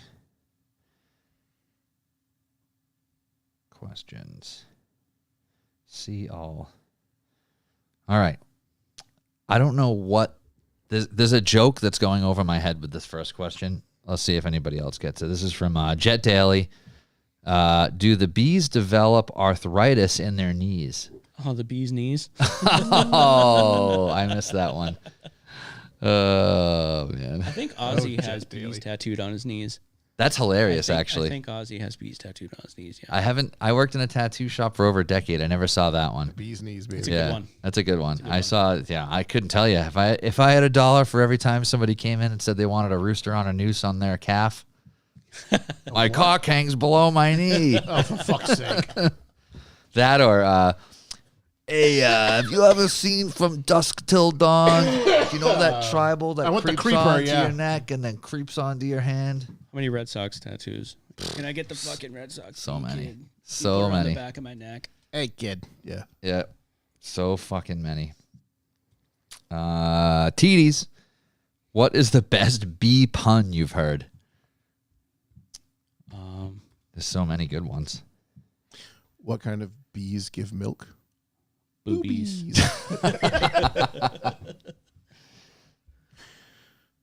What do you call a deer with no eyes? What's No that? idea. I have no idea. Oh, shit. We talked about doing a dad joke segment, but Yeah. Oh, it'd be I think fantastic. we should do that. Andrew and I, my son and I, go back and forth. He'll come home and I'll say that, and I'll what's find I out. got and sticky? a, What's that? I said, what's brown and sticky? what? A stick. Yeah, I've been working on this joke about unemployed people. It just doesn't work. Doesn't work, yeah. So why did the cow want to go to the dance? Why? What's To that? show off its moves. Does the size of the bee change the taste of the honey? No. No. The season changes it. So like Yeah, so I mean, we're just you looking at talk, this. I know you have the pepper to the other one, but like it was three before we different were colors. recording. So on the jars of just regular honey, there's 2 different harvests, you said, right? yeah, so my first harvest this year was like I'm calling it clover honey. Yep. But it's like a mixture of like clover, black locust, high bush blueberries. I have a ton of high bush blueberry plants. And that is what they were getting the nectar from. That's where they were getting the nectar for the honey. So Okay. that's early honey is lighter than like as the season progresses, the honey gets darker. Okay. And takes on like the early stuff is much more floral and light and sweet, and then as the season progresses, it's still sweet. It's honey, Yeah. but like the darker stuff will have more of like caramelly coffee. Like my favorite honey is buckwheat honey, Okay. and it's almost black. Wow. Okay. I love I geek out on coffee. Yeah. So I love that stuff. Oh, you're going to listen to our coffee episode. Who's it with? Justin. Justin. Yeah. Yeah. Oh, you know Justin? I know of him. Yep. I've bought a bunch of his stuff. Yeah, the Enjoy. stuff. Yeah. So Yep. good. Yeah, we had him on, and he actually is the one that makes the Revival Motoring coffee. Oh, okay. Yep. All right. Yeah, he. I've never met him, but seems like Great dude. His coffee is fantastic. Yeah, his band's rad too. They just posted a gig coming up. I'll have to share it on the page once I find it. But yeah, no, Burr. Oh, you know what it is? Burr is playing at Widowmaker Oh, okay. on Valentine's Day with Black Pyramid. Yep, his band it's instrumental band. They have no singer, and all of the songs and EP names are all coffee references because they all roast coffee. Oh, that's fucking awesome. Yep, it's pretty sweet. What's it called? Burr. Burr, Of course it's called B-U-R-R. Burr, Yep. Like a fucking coffee grinder. Yeah, I'm gonna exactly. Check that out. Yep, B-U-R-R, Burr. It's like a doom metal band. Slow, sludgy. Like, Yep. Perfect. Exactly, like instrumental stoner metal stuff. Fucking right up my alley. Yep. Let's see. Like you like every show at Widowmaker. Then it's all That's that their stuff. jam up there. Yeah. Swamphead, our buddy Chris. You guys had a honey IPA over the summer, didn't you? Yeah. Yep. So that was from Widowmaker. There's 2. There's one called the Bees Made Honey, and there's one called Honeymaker. Yeah, I looked all over for Honeymaker. I ended up having to go there to get it. Yeah. So It was really good. the stuff like that isn't as widely distributed. They have like Blue Comet. They distribute all the time. Yeah. With the specialty ones, it's like they'll make one batch of it, and when it's gone, it's gone. Yeah. But yeah, so there's a girl, Marissa, that works there that has beehives as well. I can't remember what the name of her honey side gig is, but yeah, it's her honey that they used for that one. It was really good. Let's see. TDs again. What's the main difference from fresh honey and some stuff you get at Walmart? That's a good question. There's a large black market for, like, getting back to the black market. There's a large black market for honey. There's a lot of Chinese honey that makes its way into the U.S. and it's not real honey. It's like not even honey. It's just syrup. Yeah, it'll be like honey flavored syrup. Wow. Almost like a caramel, just like sugar and whatever. Yeah, like just whatever they can use that's sweet and tastes, looks like mildly honey. Has the like vague honey. consistency of honey. Yeah. Yeah, and they'll use. I think there was an episode of Dirty Bunny about this. Yep. Where they'll bring it into like India or Mexico or Brazil or something, and then sell it as like Indian or Mexican or Brazilian honey. Yeah, there's a pretty good black market for that, and it's not always as fresh. It'll be a mixture. No health benefits, probably. Yeah, a lot of it's pasteurized. So once you pasteurize it, I think you have to heat it above the temperature that it loses all its medicinal properties. Yeah. It'll be like a mixture of a bunch of different honeys. If it's real honey, which, I would say for the most part it is. I think they've kind of like wrangled that in. Yeah.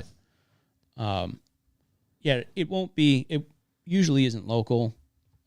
If you're going to buy honey from a grocery store, check to see where it came from. A lot of that comes from the almond crop in California. Yep. Like they'll bring bees from all over the country to California to pollinate the almond crop. And then like those bees are just fucked up. They get all kinds of insecticides and fungicides, and then they'll bring. Oh those yeah, because bees they're back. on a field that's commercially farmed. Yeah. Yep. That's where a lot of the diseases with bees come from. A lot of that comes from the commercial pollination operations where they just truck bees back and forth across the country to wherever it needs to be pollinated, whether it's the apple crop or the citrus or the almond. An American foul brood is like a really gnarly disease that affects bees, and we have a big problem with it in this area right now, and they think that it came from bees that were pollinating the almond crop out west. Yeah, it's just the stuff you see in stores is kind of a mud of a bunch of different honeys blended together and packaged. And if that thing about the allergies is true, obviously that wouldn't work. Sure. Like it doesn't have any of its medicinal properties anymore. Buy local honey, not the little bear. Yep. You don't want to buy the little bear. Yeah, right. And then I just made me think of it when you were talking about the pesticides and stuff. So I know with like houseplants, people will buy boxes of live ladybugs because they eat mites. Yeah. Is there any natural predator for the mites that you know of? They're starting to breed. It's called a VSH queen. So Yep. Varroa sensitive hygienics or Varroa sensitive hives, and they, all my queens are VSH or they came from VSH hybrids. Yep. And they breed those for the cleanliness characteristics. They started to notice that some of the bees were taking mites off of other bees and just they would drop them. Oh, wow. So that it was like a cleanliness thing. Yeah. So they started breeding for those characteristics. Almost like the when the orangutans pick the lice off of the other one. Yeah, it's Yeah. like one. They're all in a row. Yeah. That's like evolution, though. It's like they're learning through Yeah. multiple generations of bees that they need to start removing these things that are hurting them. Yeah, when these mites were introduced to the European honeybee, they had no defense against it. Yeah. It came from Asia, and the Asian honeybee, I think, has a better defense mechanism to defend against it, but the Europeans didn't. So it decimates hives. It's crazy. Backyard spider. How has he be able to... What the fuck is this? Another bee pun, I assume. How has he been able to beaddle CCD in the apiary. I don't know what that is referring to either. Sorry, buddy. That one's over my head. Yeah, I don't know it. All right. Let's assume Trying to some think what CCD means. dad joke. Yeah. How can I get some down to Florida? TDs. I will ship it. Unfortunately, I don't have very much left at this point. You know, the Christmas holiday wiped me out. People love giving it as gifts, which is a good problem to have. Yeah. I have a decent amount of clover left. Yep. But I'm done with clethra. You guys got the last of my clethra honey tonight. Sweet. Well, TDs, you shoot him a message. Yeah. I tagged him in the story today, and he'll ship it down to you. Yeah, TDs. I can ship it. No Yeah, he does some really neat stuff. He does all Leather goods Leather and- goods. He makes like Oh, that's really cool like custom wallet's out there, wallets but and he's That's a awesome. custom made wallet from him. yeah, wallets, like cool like car things. Dude, I and- think it's 2 years old and has held up better than any wallet I've ever bought. yeah, he's fucking- made some neat stuff. I have No a joke. handmade leather belt. And it's Oh, like- that's it's the like best. 10 years old now, and it's just it wears like leather. Yeah. It's awesome. Yeah, I think he's done some belts. The other thing he did, he has a 70s C10, and he made like a leather thing that hooks around the gas cap. So when he's pumping So- fuel, Oh, it that's holds awesome. the He gas. did that for Blake. That was Oh, he made it for Blake. Blake, Yeah, or I don't know if they came up with it together. yeah, But so yeah, it's for like we have old air cooled cars that have the exposed gas nozzle. So you hang it around, and you put your gas cap in it. yep. It's a pocket. Beautiful. It just says like TDs on it, or Blake had his company name Luff. in it. Yeah. Luff. The my honey Crazy labels registration were made by, holders. Phil printed my honey label. Speaking of CT. Oh, nice. Oh, nice. Yeah, that's his right out there actually under the Yeah, cover. the instructions on the cover. Yep. German Blake. Yeah, Phil actually printed at Widowmaker all those employees must ridiculous things stickers in the bathroom. I made those and he printed them for me. He's a good dude. Yep, he's the best. I ran out of decals and hit him up, and I was like, "Hey, I'm out. I need more." And he was like, "Yeah, I get you." Yeah, and they're like he in your can turn 'em mailbox around the like the next same day day, somehow. The next day, he had him in the mail. It was fucking great. Yeah, no, he's the best. He's done a ton of like I do graphic design side work, and he's done a bunch of stuff for customers, and he's very, very good to work with. Thanks, buddy. German Blake. You're not gonna believe this. Dad joke.